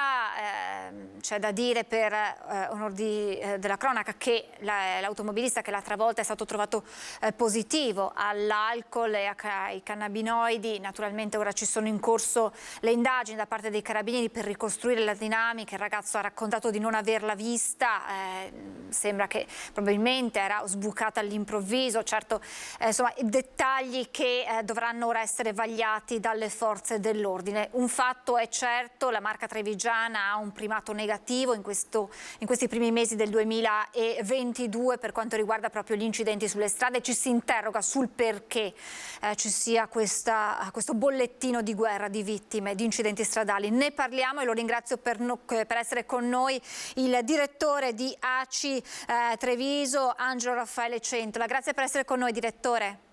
Buongiorno, grazie per l'invito. Allora, grazie direttore. Innanzitutto le chiedo se ci sono dei dati sull'incidentalità nella Marca Trevigiana. Sì, noi come ACI ogni anno elaboriamo dei dati in collaborazione con l'Istat, e devo dire che ci sono dei dati molto interessanti per il 2021, anche perché come al solito si rinnovano e si riconfermano le solite cause e le solite situazioni legate all'incidentalità stradale. Quindi la strada extraurbana la fa da padrone, l'età che va dai 18 fino ai 55 anni è l'età in cui c'è più problematica legata non solo all'incidentalità e ai feriti, ma anche purtroppo anche alle morti. E naturalmente c'è un dato anche molto importante per quanto concerne la settimana, la giornata della settimana in cui purtroppo ci sono queste situazioni, e devo dire che nel 2021 il giovedì e il venerdì l'hanno fatta da padrone, con delle punte anche la domenica pomeriggio. Purtroppo le morti concernono delle giovani vite, perché andiamo dai 19 fino ai 30 anni, e naturalmente le cause sono quasi sempre le stesse. E quello che mi ha colpito è che purtroppo l'incidentalità fa riferimento soprattutto a incidentalità frontale, cioè nel senso che l'incidente è quasi sempre sul rettilineo, e quindi è una situazione veramente che mi ha colpito, soprattutto sulla provincia trevigiana. Quindi è un dato che fa riflettere, oltre naturalmente alle cause, diciamo, soggettive personali, che fanno riferimento sicuramente al 186 del codice della strada, quindi alla guida in stato di ebbrezza, e anche al 187, come purtroppo l'ultimo episodio che ha interessato la provincia trevigiana l'altro giorno. Quindi è una situazione veramente delicata e bisogna non solo riflettere, ma intervenire in maniera efficace.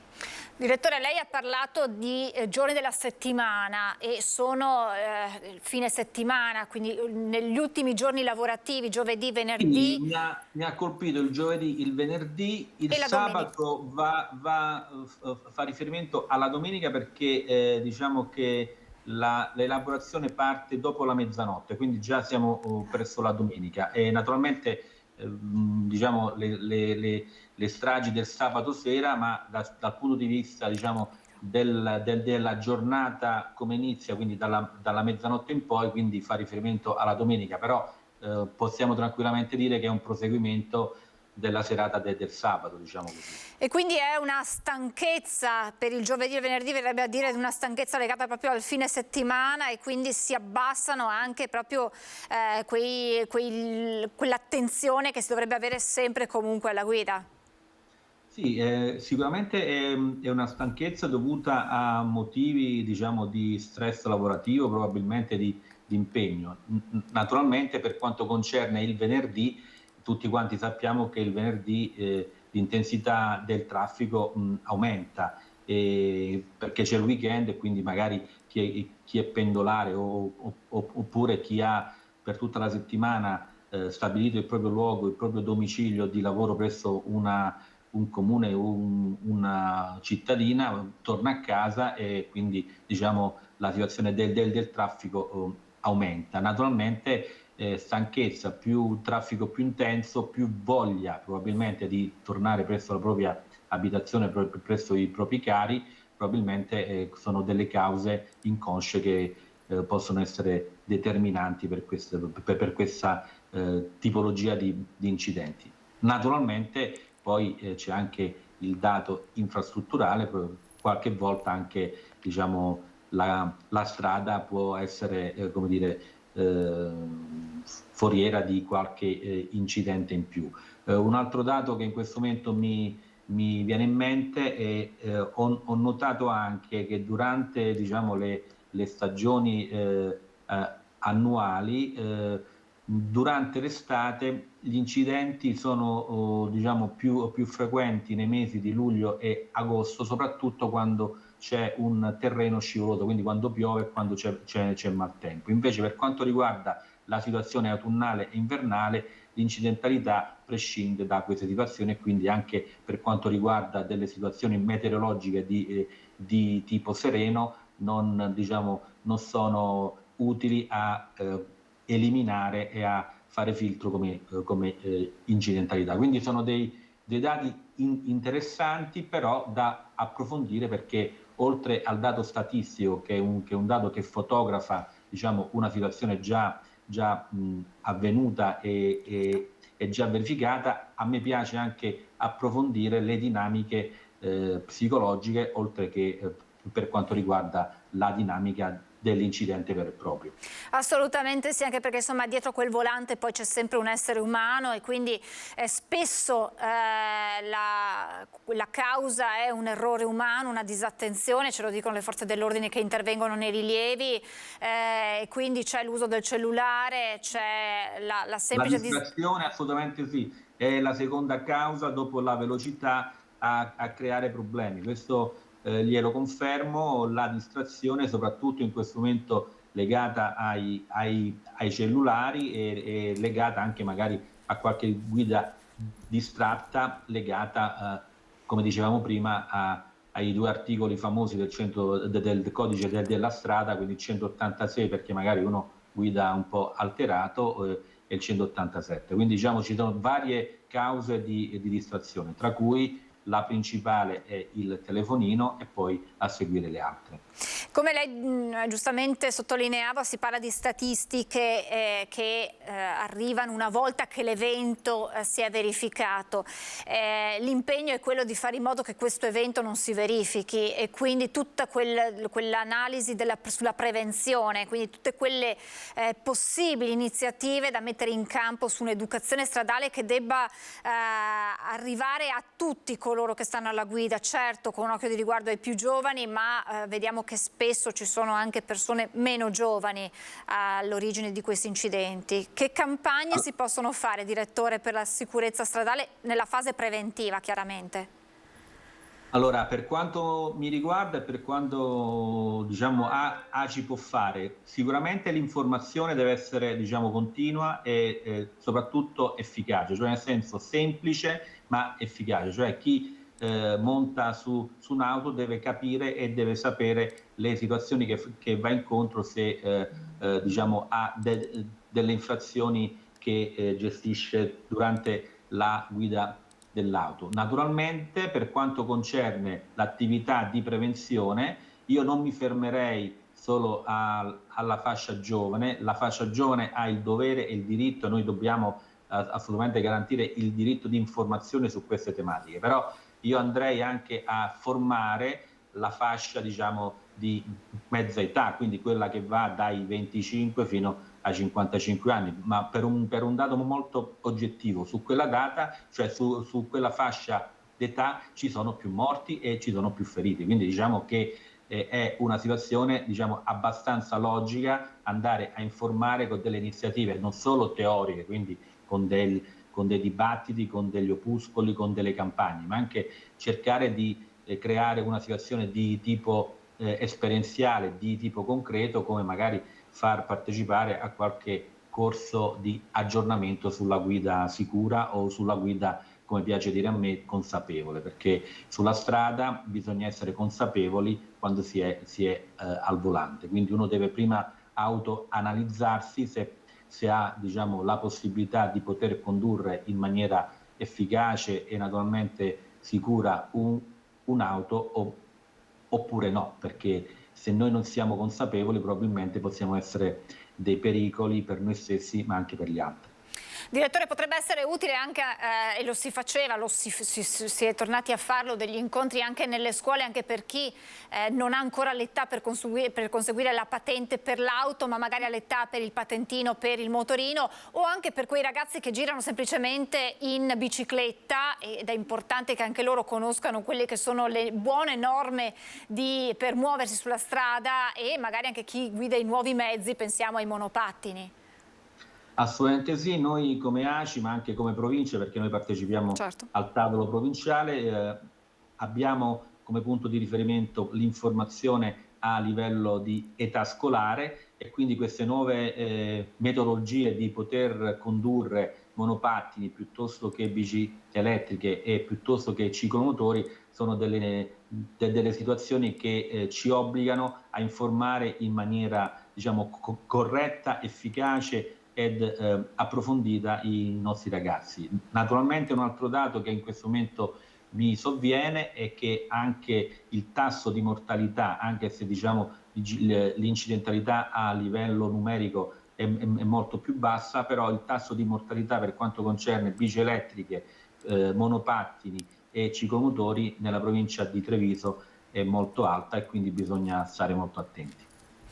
Direttore, io la ringrazio davvero tantissimo per il suo intervento, insomma abbiamo capito un po', abbiamo avuto qualche elemento in più per l'analisi di questo fenomeno, insomma è importante fare attenzione ed è importante poi che vengano attuati questi incontri, questi corsi, si va nelle scuole ma si possono organizzare anche, come diceva lei, dei corsi di guida consapevole.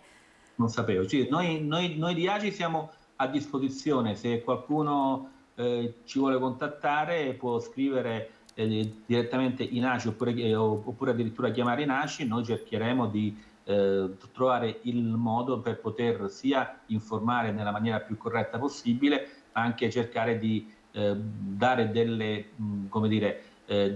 proposte di sicurezza fattibili e che possono essere utili affinché in questa provincia importante d'Italia e del Veneto l'incidentalità possa finalmente diminuire con dati statistici importanti, perché purtroppo vediamo che queste situazioni ogni giorno oppure spesso le leggiamo sui giornali e ci dispiace tanto, tant'è vero che questa ragazza che purtroppo non c'è più ha colpito non solo, diciamo, il Veneto e la provincia di Treviso, ma tutta la nazione italiana, perché sono delle morti assurde. Assolutamente sì, grazie davvero al direttore ACI Treviso, Angelo Raffaele Centola, grazie davvero per il suo intervento, buon lavoro, a presto, a risentirci. Grazie molto. Grazie direttore, adesso noi ci fermiamo perché c'è il meteo, poi c'è la pubblicità e poi come ogni mercoledì ci sarà lo spazio per la straordinaria A3 dedicata alla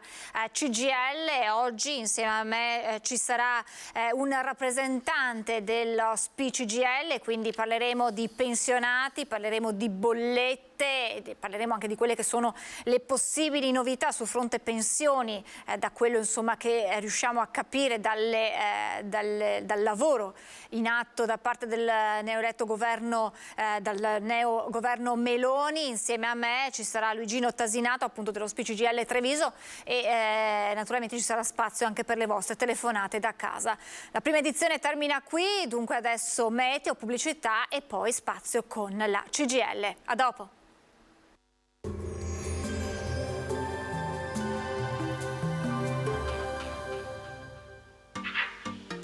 Tremonti, attrezzature e materiale per saldatura professionale a Montebelluna.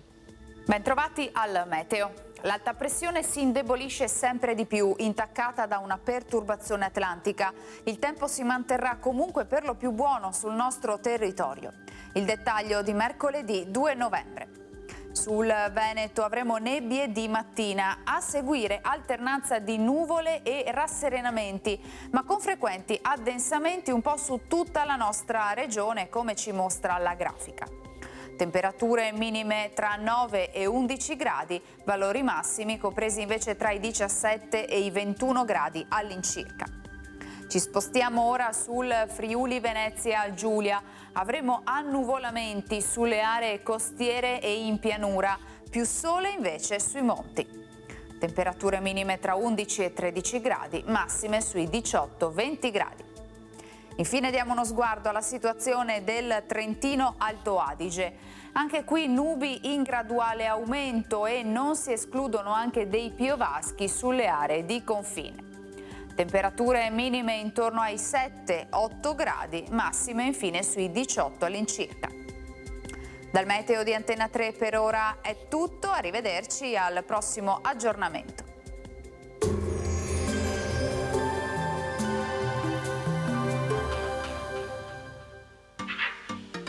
Tremonti, attrezzature e materiale per saldatura professionale a Montebelluna.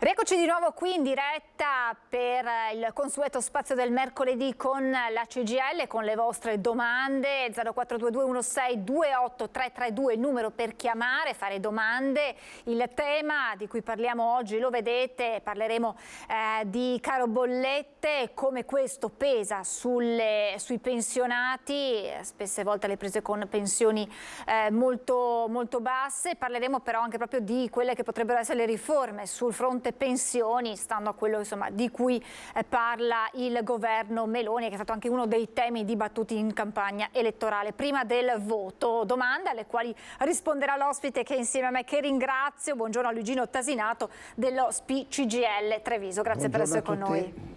Allora, innanzitutto cerchiamo di fare un quadro della situazione per quanto riguarda i pensionati, che vengono ultimamente descritti come i nuovi poveri, perché spesso devono fare i conti con pensioni davvero basse, con un unico, spesse volte sono anche anziani soli, e il caro bollette, il carrello della spesa sempre più costoso li porta a dover rinunciare spesse volte anche alla salute, rinunciando a delle visite. Insomma, cerchiamo di fare il quadro della situazione. Tasinato. Sì, purtroppo, nel senso che la parola nuovi poveri è perché se ne stanno aggiungendo dei tanti che prima magari se la cavavano, nel senso che l'effetto inflattivo, la crisi energetica, il caro delle bollette sta di fatto accorciando, sta restringendo le possibilità di spesa che hanno i pensionati.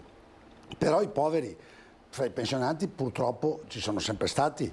Noi è da 10 anni che stiamo combattendo contro una legge ingiusta, che è quella che ha fatto cassa con i pensionati, bloccando quella che è la rivalutazione delle pensioni. E quando uno ha una pensione di 3-4 mila euro se ne accorge fin là. Se uno ha una pensione di 500 euro, anche i 10 euro di rivalutazione, che sembra niente, diventano importanti. Ecco, quindi noi già veniamo da una situazione di blocco delle pensioni, blocco degli aumenti pensionistici, l'adeguamento all'inflazione, cosa che è l'unico strumento per rendere, come dire, aderente ai tempi e alla spesa le pensioni, perché mentre nel lavoro dipendente in qualche modo un po' di contrattazione si fa e quindi qualche piccolo magari aumento però c'è la crescita, poi ci sono altri strumenti, le detrazioni eccetera. Certo.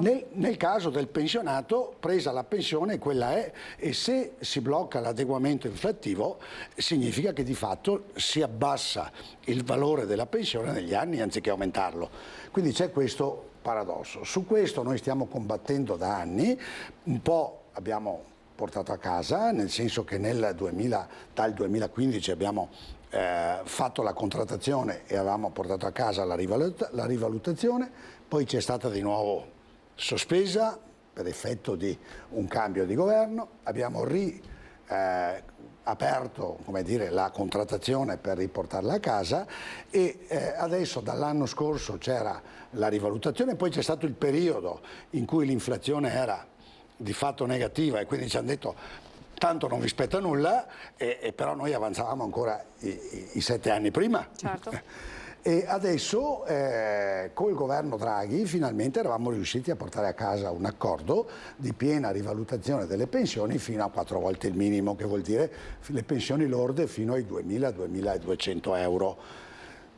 È vero che dovrebbe essere un diritto per tutti, ma intanto era già qualcosa. Su questo, col decreto aiuti, abbiamo portato a casa un anticipo di questa cosa, anzi ne approfitto per dire ai pensionati che con la rata di ottobre avrebbero dovuto trovare nelle loro pensioni un piccolo aumento, che è il 2%, che è un anticipo rispetto all'inflazione che ci maturerà nel corso del 2022 e che sarà poi ricalcolata con la pensione di gennaio.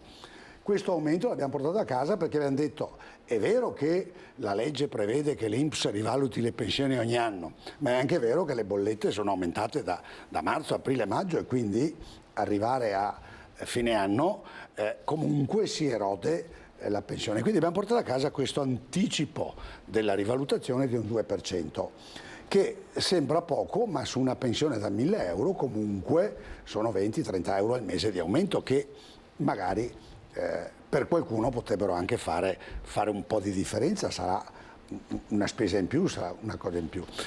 E nello stesso accordo è previsto la rivalutazione piena delle pensioni col tasso di inflazione che, come ricordo, l'ha detto l'Istat ieri, siamo ormai quasi al 12%. Sì. Ora, noi siamo un po' preoccupati perché nel frattempo è cambiato il governo. E quell'accordo? Questo è il punto. Allora, anzi, prima di chiedere che fine farà questo accordo, le chiedo, se un pensionato non avesse trovato questo famoso aumento del 2%, cosa deve fare? L'INPS ha detto di portare un po' di pazienza, nel senso che, ho detto un'inesattezza, era da settembre l'aumento, e dovrebbe averlo trovato a ottobre. Se non lo ha trovato, che passi a trovarci, che diamo un'occhiata. Ripeto, fino ai 2.600 euro lordi di pensione. Oltre non c'è l'aumento, ci sarà probabilmente un po' di rivalutazione a gennaio, ma non c'è l'anticipo in questo momento. Che fine fa l'accordo che avevate messo in l'accordo discussione? c'è tuttora, il problema è che è cambiato il governo, sono cambiati i ministri, è cambiato un po' di tutto, e siccome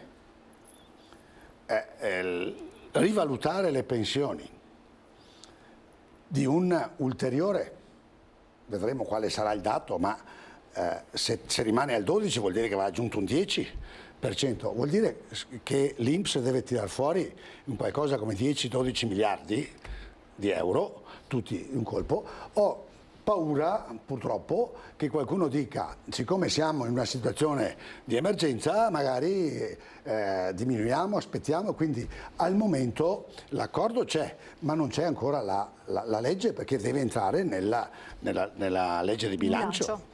E quindi stiamo a vedere. Noi abbiamo già chiesto un incontro col governo per avere l'assicurazione che questa cosa vada avanti, anche perché sarebbe una beffa far pagare ancora i pensionati dopo 10 anni che non hanno la rivalutazione, e di fatto gli si è abbassata la pensione del 10%. Da questo a dire che siamo sicuri che lo portiamo a casa, purtroppo non lo possiamo ancora dire, anche perché la situazione è quella che è, e se andiamo a vedere tutte le promesse che sono state fatte in campagna elettorale, andiamo a vedere le esigenze vere, per carità, anche delle imprese rispetto anche loro per le bollette, eccetera, eccetera, i miliardi che servono per tamponare la situazione sono davvero tanti. Se dovessimo dare retta alle promesse in campagna elettorale ci vorrebbero più di 100 miliardi per costruire quel sistema ipotizzato in campagna elettorale. Quindi, siccome di miliardi ce ne sono 10 in tutto, che tra parentesi sono frutto di un extragettito dovuto agli aumenti, quindi già prelevati dalle tasche nostre, perché se un bene aumenta del 10%, aumenta del 10% anche la quota di IVA che va allo Stato, e quindi lo Stato si trova con un maggiore gettito fiscale rispetto a quello che aveva preventivato. E quindi ci sarebbe questo tesoretto da 10 miliardi che ha lasciato il governo Draghi, che si tratta di decidere dove spenderlo. Doveva essere speso per la rivalutazione delle pensioni, almeno in parte, e per aiuti alle imprese, per aiuti alle famiglie, per aiuti alle bollette. Bisognerà, temo, trovarne tanti di più e quindi siamo in attesa. Che l'adeguamento all'inflazione rischia di diventare un elemento di scambio, cioè io ti faccio l'adeguamento però non vado poi a mettere mano a quello che è la rivalutazione generale delle pensioni. No, ecco, la riforma La riforma delle pensioni. Allora, sulla riforma ho l'impressione che, ma come tutte le riforme, ho l'impressione che non sia possibile farla in un mese, anche perché si rischierebbe di fare probabilmente lì, proprio per rispettare quello previsto, quello promesso in campagna elettorale, che era dai 1.000 euro delle pensioni minime a tutta una serie di cose, probabilmente faranno o un ritocco o una proroga di qualcuna delle norme esistenti, tipo l'APE social, piuttosto che l'opzione donna, piuttosto che la quota 102. Si parla di questa quota 102 flessibile, nel senso che dovrebbe aprire un po', perché quota 102 era limitata dal vincolo degli anni / contributi.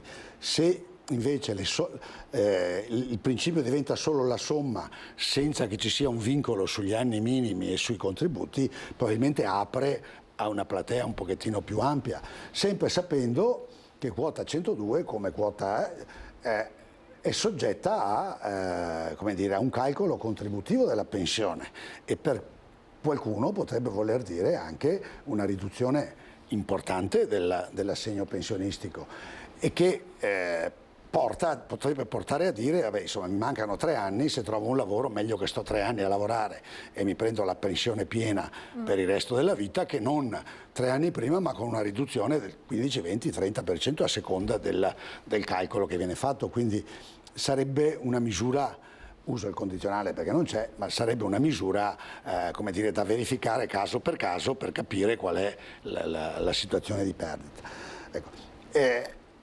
Quello che fa paura a me è che, e speriamo che non lo facciano, è che mettano in contrapposizione le imprese con la società civile, con i pensionati, perché se è vero, adesso sembrerebbe che il gas fosse tornato a livelli accettabili, magari fosse, però se è vero che le imprese hanno bisogno di aiuti per la situazione energetica, altrimenti chiudono, e se gli aiuti sono pochi, non vorrei che ci dovessimo trovare a dover scegliere fra salvare l'impresa e quindi i posti di lavoro, oppure aumentare le pensioni e quindi mantenere il potere d'acquisto dei pensionati. Sociale sarebbe poi alla fine. Sarebbe una beffa notevole dal punto di vista, e quindi io spero che si trovi l'equilibrio giusto per, come si diceva, salvare capre e cavoli rispetto a questa cosa, sapendo che gli interventi poi importanti vanno fatti non tanto come interventi tampone, ma sul prezzo dell'energia, sugli accordi politici che devono essere fatti in Europa e nel mondo, per poter calmierare, diciamo così, questa corsa dell'energia. Su questo, non ultima, c'è la questione della guerra, che non è ininfluente, nel senso Io che... la interrompo un attimo perché ho una telefonata in attesa, non vorrei fare aspettare troppo il nostro telespettatore o telespettatrice. Pronto? Buongiorno. Buongiorno. Prego. Buongiorno. Sì, Faccia pure la domanda, la stiamo ascoltando. sì. No, io vorrei spiegarvi una cosa, sarebbe una mia idea. Perché non diamo una pensione a tutti quanti 1.500 euro? A tutti, donne. Perché anche una donna che ha avuto dei figli, che ha 30 anni, 40 anni, è rimasta a casa, è giusto che prenda, perché ha lavorato di più del marito, è giusto che prenda lo stesso stipendio pensionistico del marito. Direi 1.500 euro a tutti quanti, a tutti, anche perché dopo che cosa succede? Che i pensionati fanno girare anche l'economia, perché i soldi che gli serviranno li spendono, così non spendono niente. Grazie, magari verrebbe da dire, magari. No, sarebbe un ragionamento più che giusto, insomma, riconoscere anche la donna, diceva giustamente il telespettatore, che fa la casalinga, che però comunque lavora perché insomma tira su la famiglia, eccetera, dei figli, andrebbe riconosciuto un qualcosa. Ha messo insieme un po' di cose certo, sulle quali stiamo tutti ragionando, un po' sono nostre vecchie battaglie, quelle del riconoscimento del lavoro di cura delle persone certo, dentro alla famiglia, tutta quella parte di lavoro che si fa in famiglia, che di solito purtroppo in una società come la nostra fa la donna, nella stragrande maggioranza dei casi, quindi il riconoscimento di questo. Il problema, caro telespettatore, sono sempre le risorse, nel senso che quando uno Stato eroga delle cose deve avere il modo anche di recuperare le risorse per erogarle. Allora, siccome da una parte si sta dicendo abbassiamo le tasse perché sono troppe, dall'altra si dice eroghiamo altre cose, i casi sono due: o facciamo ancora debito pubblico, e abbiamo uno dei debiti pubblici più alti al mondo, che è caricato sulle spalle, sarà caricato sulle spalle dei più giovani, oppure bisogna in qualche modo essere oculati e dire che il tutto a tutti purtroppo non è possibile. Bisogna selezionare con cura le categorie a cui dare aiuto. Poi noi stiamo dicendo da tempo che il sistema pensionistico che è stato pensato negli anni 20, del 1920, è un sistema che era basato su un'idea per cui c'erano 8 lavoratori e 2 pensionati, quindi i versamenti contributivi da lavoro coprivano abbondantemente le spese, le uscite per le pensioni. Oggi siamo quasi 1 a 1. Beh, certo. E quindi è complicato. Quando va bene, perché no, siamo ancora un po' più su. Ecco, meno male. E certo che sì, anche la proposta che diceva di 1.500 euro a tutti indistintamente piacerebbe tanto, ma bisogna trovare poi reperire queste risorse. Abbiamo un'altra telefonata in linea. Pronto? Buongiorno. Pronto? Pronto? No, forse non c'è nessuno in linea. Lei parlava prima della guerra, l'impatto. Sì, diciamo che non è ininfluente il fatto, ora senza entrare nel merito di chi ha ragione e chi ha torto, dell'aggressore e l'aggredito, certo, che è una discussione che facciamo da sempre, qualche volta però bisogna anche considerare i fatti. Io ho fatto il sindacalista per un po' di anni e so che quando c'è un contenzioso ognuno lascia per strada qualcosa per trovare un accordo, perché è l'unico modo, altrimenti può intervenire solo il giudice. Ecco, siccome qui il giudice non c'è, i casi sono due: o si faranno la guerra per 10 anni, oppure si fa in modo che si siedano al tavolo e ognuno rinuncia a qualche cosa per trovare un accordo e far cessare questa cosa, per 2 ordini di ragioni. Il primo, più importante, è che si evitano morti, si evitano perdite di vite umane che al di là dei soldi sono un valore incalcolabile. Poi dall'altra in qualche modo si fa ripartire o si evita questa crisi economica che sta colpendo l'intero pianeta. Chi per l'energia, chi purtroppo per la fame, perché il grano, certo, siccome siamo interdipendenti, si è deciso che la produzione di grano era lì è bloccata e c'è qualcuno dall'altra parte del mondo che muore di fame. Allora bisogna in qualche modo far capire a questi 2 contendenti, indipendentemente, ripeto, da chi ha ragione e chi ha torto, che forse è il caso di fermare il conflitto e provare a far lavorare la diplomazia, la politica, per trovare degli accordi. Fino a che non riusciremo a far questo, ho paura che il problema diventi grave, perché è pur vero che c'è stata una grossa accelerazione per noi dall'uscita dalla dipendenza del gas, è uno dei motivi per cui il gas sta calando, oltre al fatto che fuori sembra settembre, certo, ma per fortuna, diciamo. Anche il fatto che siamo riusciti a fare lo stoccaggio in Europa, certo, che in qualche modo impedisce la speculazione. Però oggi è il gas, domani scoppia un'altra cosa. Ecco, siccome il mondo è interdipendente ormai dappertutto, è chiaro che da qualunque parte scoppi qualcosa può avere delle influenze, e quindi è importantissimo che la parola non sia mai alle armi, ma sia alla diplomazia, alla politica, al modo giusto e corretto, al popolo, al modo giusto e corretto per risolvere i problemi anche di territorio, magari ricorrendo all'autodeterminazione dei popoli. Cioè, se un popolo vuole stare da una parte piuttosto che dall'altra, si fa democraticamente un'elezione, un referendum, e quel popolo decide come vuole. Ecco. Che abbia, non come quelli che ci sono stati, ma che abbia naturalmente, certo, assolutamente, che ci sia poi anche con un controllo, con degli osservatori esterni, e come si sta cercando anche una figura che possa fare da mediatore in questo, per portare al tavolo i due contendenti. Io non ho la soluzione, però so che bisogna trovare una soluzione, altrimenti questa cosa rischia di andare avanti 10 anni. Abbiamo recuperato forse il telespettatore di prima. Pronto? Buongiorno. Pronto? Pronto? Sì, buongiorno signora, prego.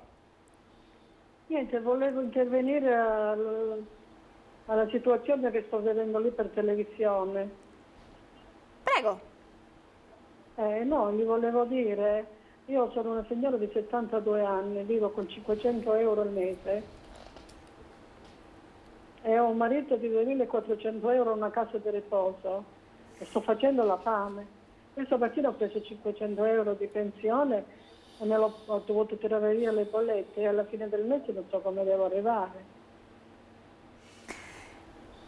Credo che ha detto 2 parole e ha detto tutto. Allora, il problema... Cioè, la parola fame purtroppo è una parola che sento spesso ultimamente e mi fa star male. Nel 2022 pensare esatto. Sì.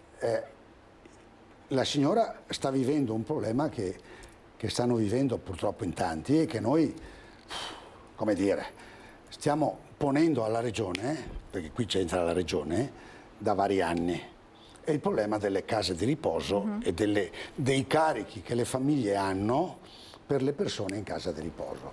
Allora, la casa di riposo è una struttura che ha inevitabilmente dei costi, perché i costi alberghieri e quelli di gestione delle persone. Quindi una casa di riposo ha, fino adesso, perché stanno già dicendo che forse aumentano, ha un costo totale di oltre i 100 euro al giorno. Quindi vuol dire che andare in casa di riposo costa più di 3.000 euro al mese. Poi la Regione, attraverso i fondi che vengono gestiti dalla sanità, interviene con un qualcosa che si chiama impegnativa, che vale dai 45 ai 50 euro al giorno, che copre una fetta di questa cosa. Ma l'altra fetta, che va oltre i 50 euro, è a carico della famiglia. Quindi vuol dire che mandare una persona, una persona di famiglia in casa di riposo, benché vada, se c'è l'intervento pubblico, benché vada, costa 1.500-1.800 euro al mese, che vuol dire che se quella persona ha una pensione alta, vabbè, forse ce la fa e alla famiglia però non resta niente, se c'è qualcuno a casa. Se ha una pensione minima o una pensione bassa, la famiglia deve intervenire aggiungendo soldi, e questa è un'ingiustizia spaventosa. Ecco, noi stiamo dicendo ormai da anni che intanto le case di riposo la legge sulle case di riposo va riformata, perché le case di riposo in Veneto sono ancora con una vecchia legge che li classifica come istituto di beneficenza e quindi un istituto in regime privatistico che paga tutte le tasse come una casa di cura privata. Ecco. E quindi tutti quei costi che lo Stato incassa sono caricati poi sulla. Se facessero una legge di riforma, come hanno fatto in altre regioni, tipo in Emilia-Romagna, e diventassero pubbliche, già questa fetta di costi non ci sarebbe, perché l'ente pubblico non paga tasse, sarebbe un assurdo. E quindi si potrebbe in qualche modo abbassare un po' questi costi. Poi bisogna, come dire, fare un ragionamento di ottimizzazione e qui adesso il ragionamento è complicato, la signora probabilmente non lo capisce perché vive il problema e le consiglio magari di passare anche a trovarci per capire se ci sono aiuti o altre cose, però in generale le strutture delle case di riposo potrebbero essere, come dire, sinergizzate meglio, facendo anche servizi per i comuni di assistenza domiciliare e magari per introiettare i soldi che i comuni pagano a strutture esterne. Certo. Cioè, facendo sinergie insieme, perché la struttura della casa di riposo ha una struttura di assistenza che però magari è impegnata 3-4 ore al giorno e però non può non esserci. Se lì dentro mettessimo un ragionamento di riforma e dentro il PNRR sulla riforma della sanità territoriale questa cosa c'è, poi bisogna capire se le regioni e le strutture delle ASL la recepiscono, ma l'assistenza domiciliare per dove venisse integrata, lo stiamo dicendo da tempo, dalle case di riposo pubbliche, e quindi finito il lavoro in casa di riposo, lo stesso infermiere, prende la macchina e va a trovare 3-4 pazienti a casa per dare assistenza, questa sinergia potrebbe aiutare rispetto ai costi e quindi abbassare anche la struttura e potrebbe aiutare paradossalmente anche i comuni nel sociale che sono messi nella stessa maniera, delle famiglie, nel senso che ormai non ci sono più risorse neanche per il sociale, un po' per l'aumento dei costi di energia anche nei comuni. Ecco, quindi tutta la struttura si tiene, c'è bisogno, e il PNRR su questo qualcosa proponeva, vediamo come andrà avanti, ma c'è bisogno di una riforma della sanità territoriale che prenda dentro anche l'assistenza domiciliare, perché uno dei concetti è: perché un anziano deve andare in casa di riposo? Se è totalmente non autosufficiente, certo, ma nelle case di riposo ci sono anche anziani che sono lì semplicemente perché magari hanno solo bisogno di qualcuno che gli faccia da mangiare. Ora, magari quell'anziano poteva anche stare nella sua casa e magari avere un servizio di qualcuno che gli porta da mangiare. Ecco, faccio un esempio per capirci chiaramente, poi ogni situazione va vista a sé. Però il concetto di, è una parola che non mi viene mai, deistituzionalizzazione, cioè togliere le persone dalla chiusura in un istituto e fargli passare il fine vita a casa, intanto è un concetto etico molto più umano rispetto e secondo potrebbe in qualche maniera poi tutta la questione dei villaggi protetti, di situazioni in cui si possono condividere anche risorse comuni fra le famiglie. Mi viene in mente famiglia badante uguale 2.000 euro al mese, fa una roba e l'altra, perché è giusto che la persona che lavora abbia il suo stipendio. 2 famiglie, stessa badante, che abitano vicino, magari forse sono 1.000 a testa e magari la stessa badante si può occupare dei 2 anziani. È chiaro che bisogna che ci sia la sinergia fra Ecco, tutti questi concetti devono affrontare un problema che abbiamo. Cioè noi siamo il paese più vecchio del mondo, d'Europa sicuro, quasi del mondo. Abbiamo un'età media alta e sarà sempre peggio perché tra il cosiddetto inverno demografico, cioè le giovani coppie che non fanno figli, e non per colpa loro, ma perché la situazione è quella che è e fare un figlio diventa una responsabilità, un po' perché il lavoro è precario, un po' perché tutta una serie di cose non sono state fatte come si doveva, nonostante le battaglie sindacali che abbiamo fatto. Oggi le giovani coppie non fanno figli e noi siamo una società che sta invecchiando. Io ogni tanto guardo lo schema della popolazione che è fatto come una damigiana, la parte larga è la parte lavorativa, la parte stretta sotto è la parte dei bambini, la parte stretta sopra. Ecco, una volta era fatta come un'anfora, la parte centrale, adesso è un vaso alto perché la parte larga sono le persone che hanno oltre 50 anni, 60 anni e quindi cominciamo a essere di più quelli che avranno bisogno di assistenza che quelli che producono tasse. E lì che facciamo? Quindi rivedere un sistema di assistenza per gli anziani che possa da una parte trattare meglio gli anziani, dall'altra attenzione creare valore aggiunto anche in termini lavorativi, perché come diceva bene il signore di prima, se dessimo 1.000 euro di pensione a tutti fanno circolare l'economia, certo, ma siccome i 1.000 euro di pensione a tutti non possiamo darli, però se quelle risorse che spendiamo nell'anziano le facciamo circolare nell'economia e creare anche, siccome i servizi alla persona sono comunque un lavoro e un valore aggiunto, non dico la soluzione, ma una mano potrebbe darlo anche questo.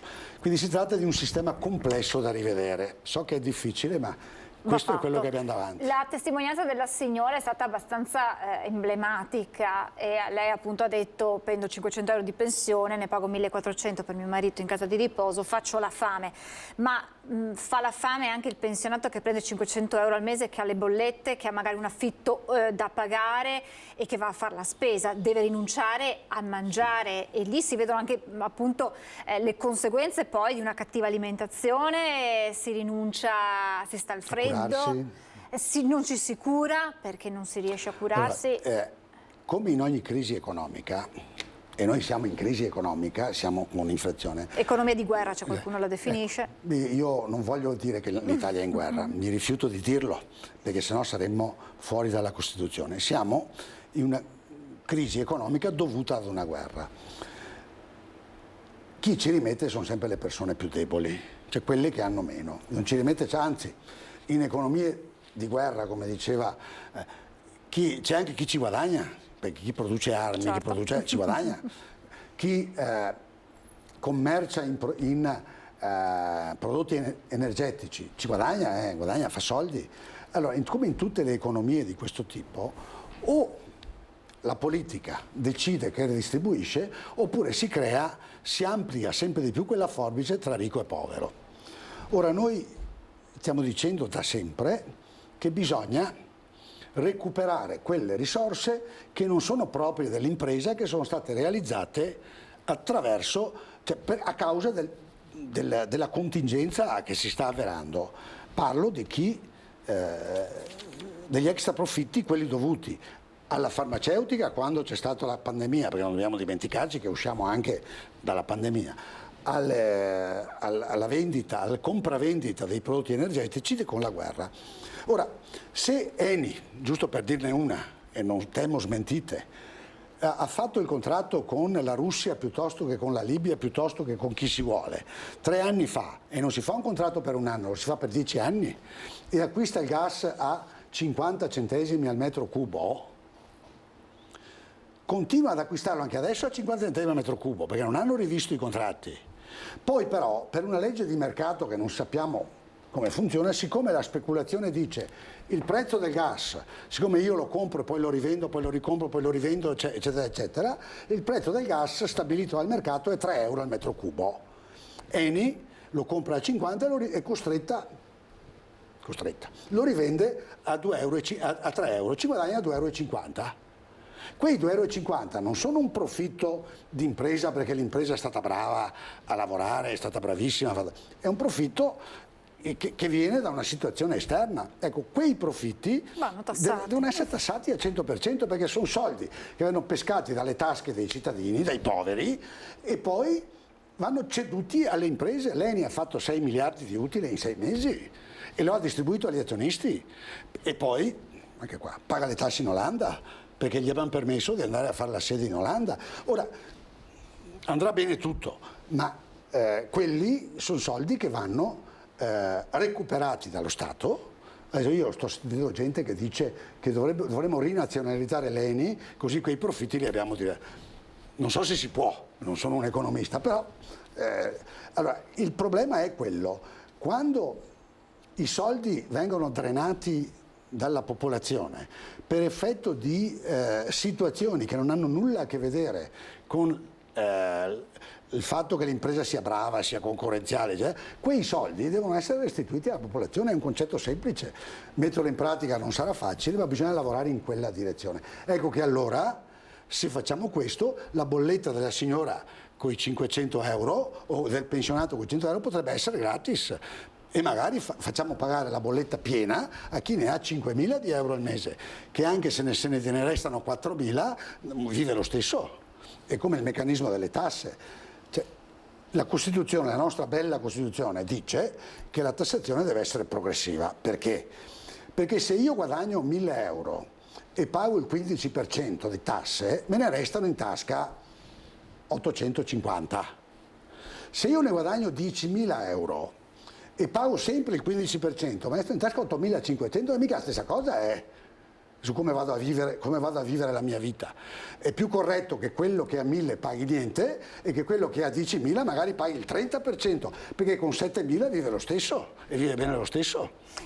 Che storie avete che arrivano da voi? Questa della signora che ci ha chiamato prima è una storia non così isolata, però immaginiamo che ci siano tante richieste di aiuto che vi arrivano. Sì.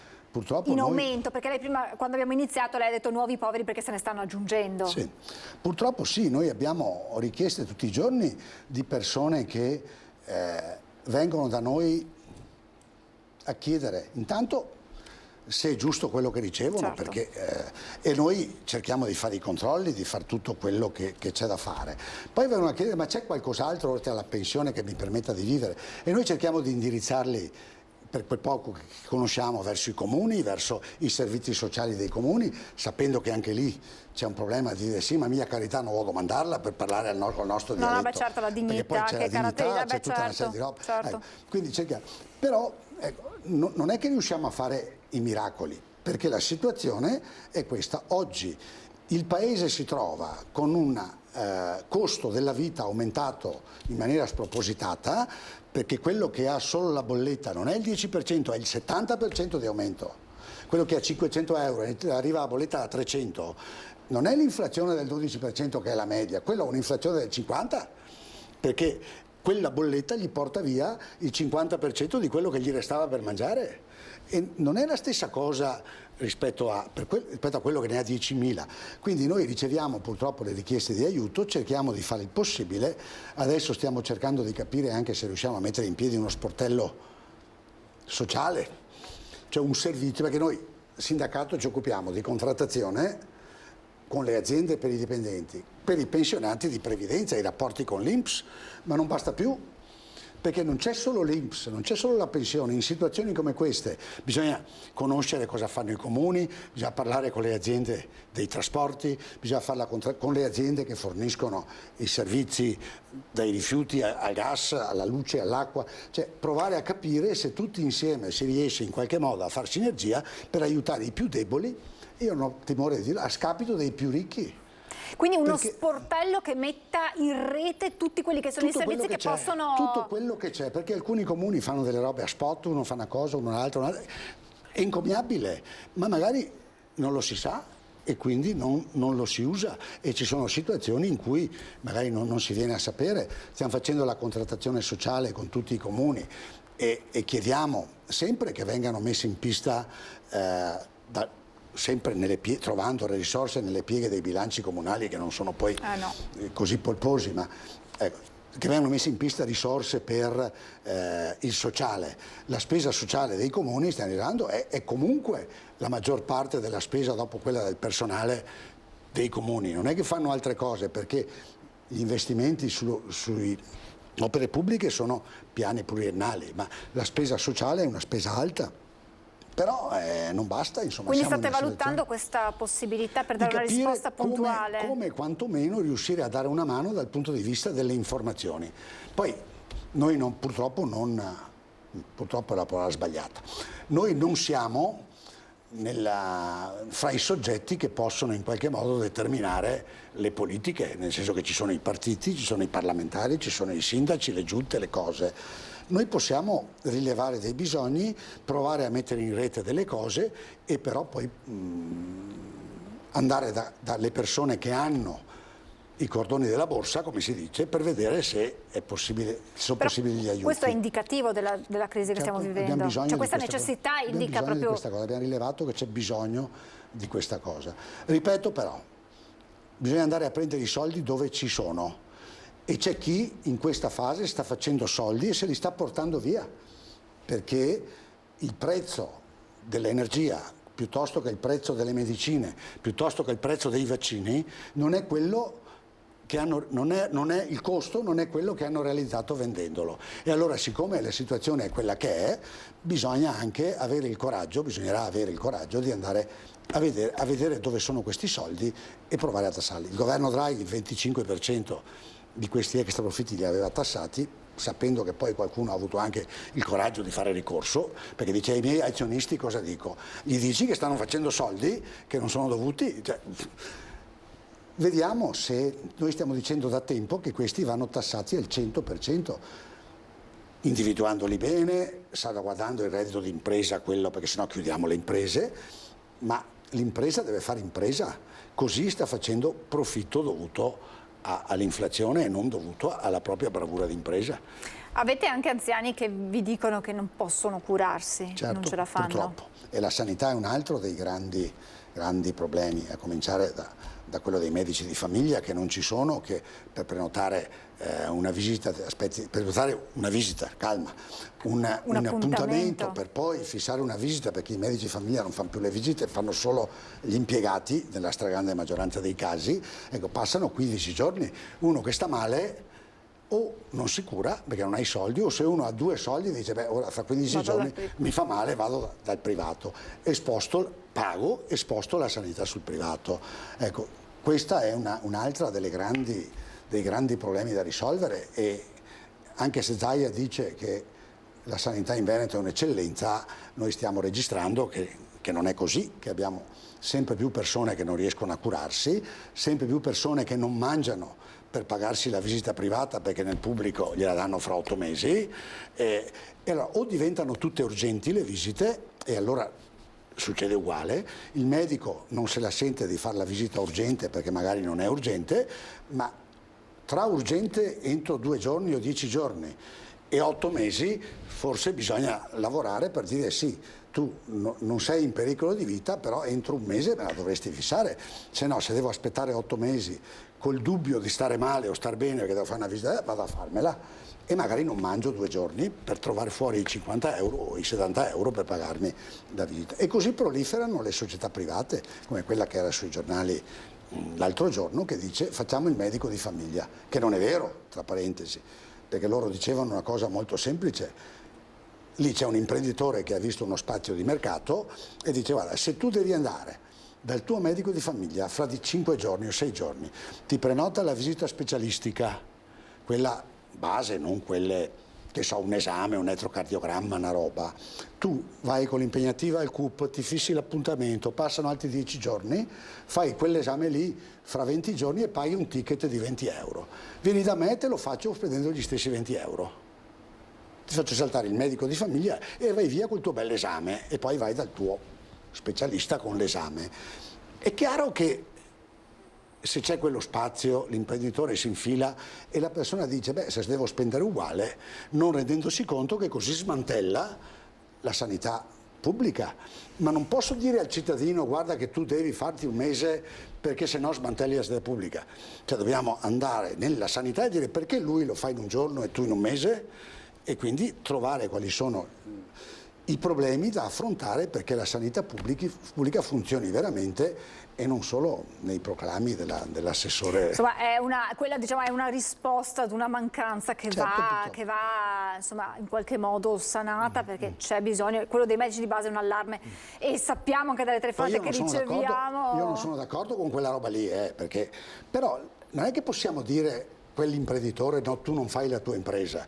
Quell'imprenditore ha visto uno spazio di mercato e fa la sua impresa, su cui io non sono d'accordo, ma la colpa è di chi ha creato quello spazio di mercato. E questo imprenditore non sta facendo nulla di male, perché insomma voglio dire, sta facendo, però c'è bisogno di dare una risposta sul fronte dei medici di base. Ci fermiamo perché c'è la pubblicità, torniamo tra pochissimo e parliamo meglio di riforma delle pensioni per capire quella che potrebbe essere la proposta che il sindacato farà nel faccia a faccia con il governo, tra poco.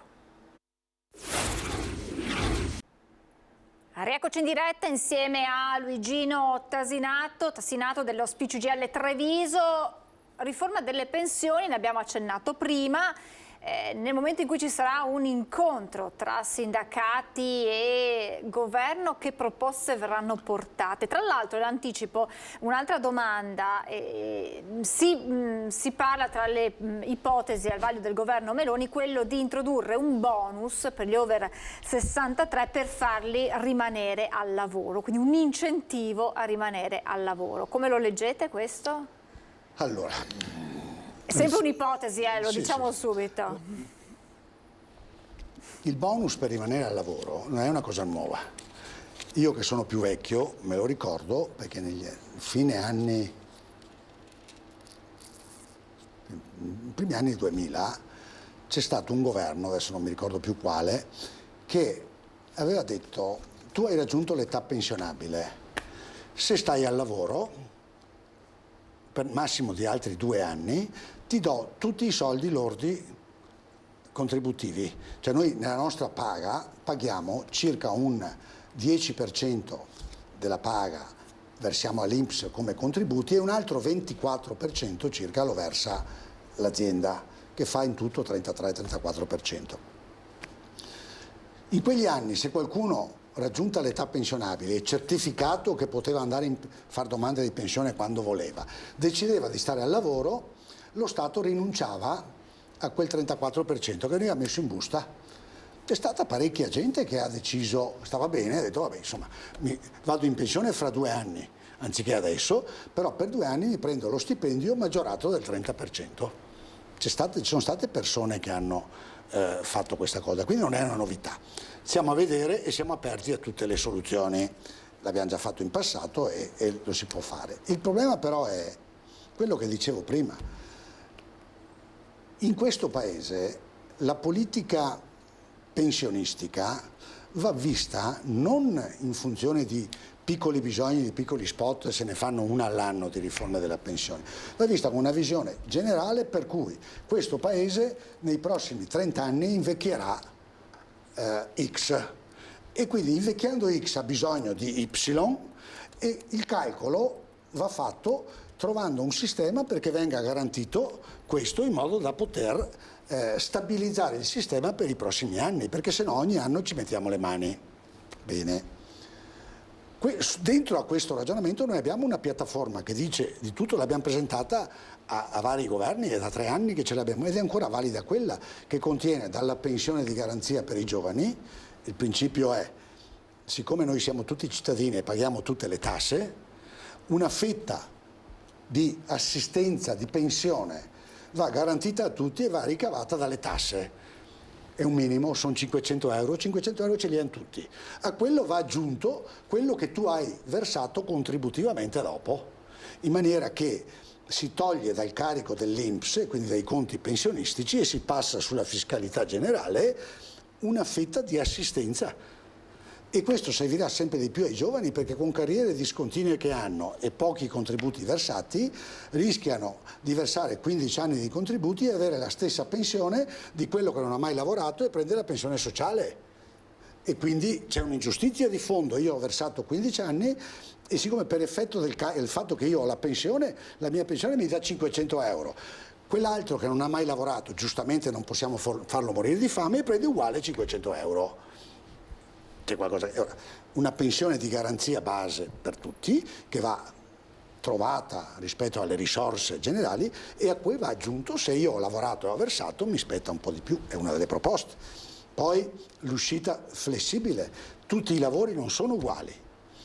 Se a uno, anche attraverso il meccanismo dei bonus, gli dici guarda, tu hai raggiunto l'età pensionabile, se stai a lavorare prendi di più, e uno fa l'impiegato, magari si diverte anche a lavorare e ci sta. Se uno lavora in fonderia, magari invece dice no, ho già dato, lasciami godermi i 10 anni di vita che mi restano. Ecco, quindi i lavori usuranti. Cioè va fatto un sistema flessibile e adatto alla società che abbiamo. Questo è il ragionamento. Dall'altra parte bisogna pensare che un sistema previdenziale in un paese che sta invecchiando non può essere esclusivamente previdenziale, ma deve essere fatto di 3 gambe. Una fiscale, in cui il fisco mette la sua parte, lo fa non tassando le pensioni? Perché guardate che quando parliamo, anche questo è un problema, quando ci confrontiamo con la Germania, la spesa di pensioni della Germania è un 20% più bassa di quella dell'Italia, ma il pensionato paga il 5% di tasse. Da noi paga il 20%, nel senso che esce dall'INPS il 20% in più e poi rientra allo Stato dall'altra parte, e i conti sono falsi.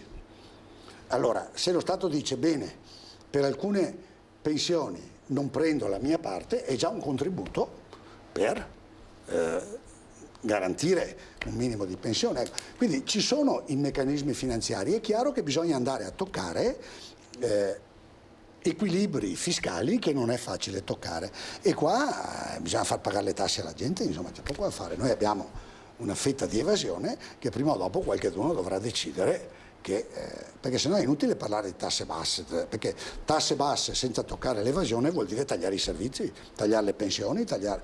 Io quando sento i miei pensionati che mi dicono però Salvini mi dice devo pagare il 15% e io gli faccio due conti e dico ascolta, quanto prendi di pensione? Questo. Per effetto delle detrazioni tu paghi il 14% di aliquota media, se ti danno il 15% tu paghi di più, quello che prende 100.000 euro paga metà, è giusto? No? E allora bisogna spiegarle le cose alla gente. È come quando mi dicono che bisogna... Io già ero contrario ai 60.000 sulle... Me ne vorranno male le partite IVA, ma le partite IVA vanno aiutate dal punto di vista del lavoro, non del fisco. Perché se uno guadagna 100.000, fattura 100.000 euro, gli va detto tu detrai tutte le tue spese, se le hai fatturate, le detrai, e quindi vuol dire che hai acquistato beni e servizi su cui qualcun altro ha pagato le tasse, su quello che ti resta paghi le tasse come gli altri, perché se no, perché un dipendente che prende 20.000 euro deve pagare le tasse e una partita IVA che ne prende 40 netti su 100.000 deve pagare metà tasse? Qual è la giustizia sociale? Bisogna invece consentire alle partite IVA di scaricare tutte le spese e poi su quello che resta paga le tasse come tutti gli altri normali cittadini.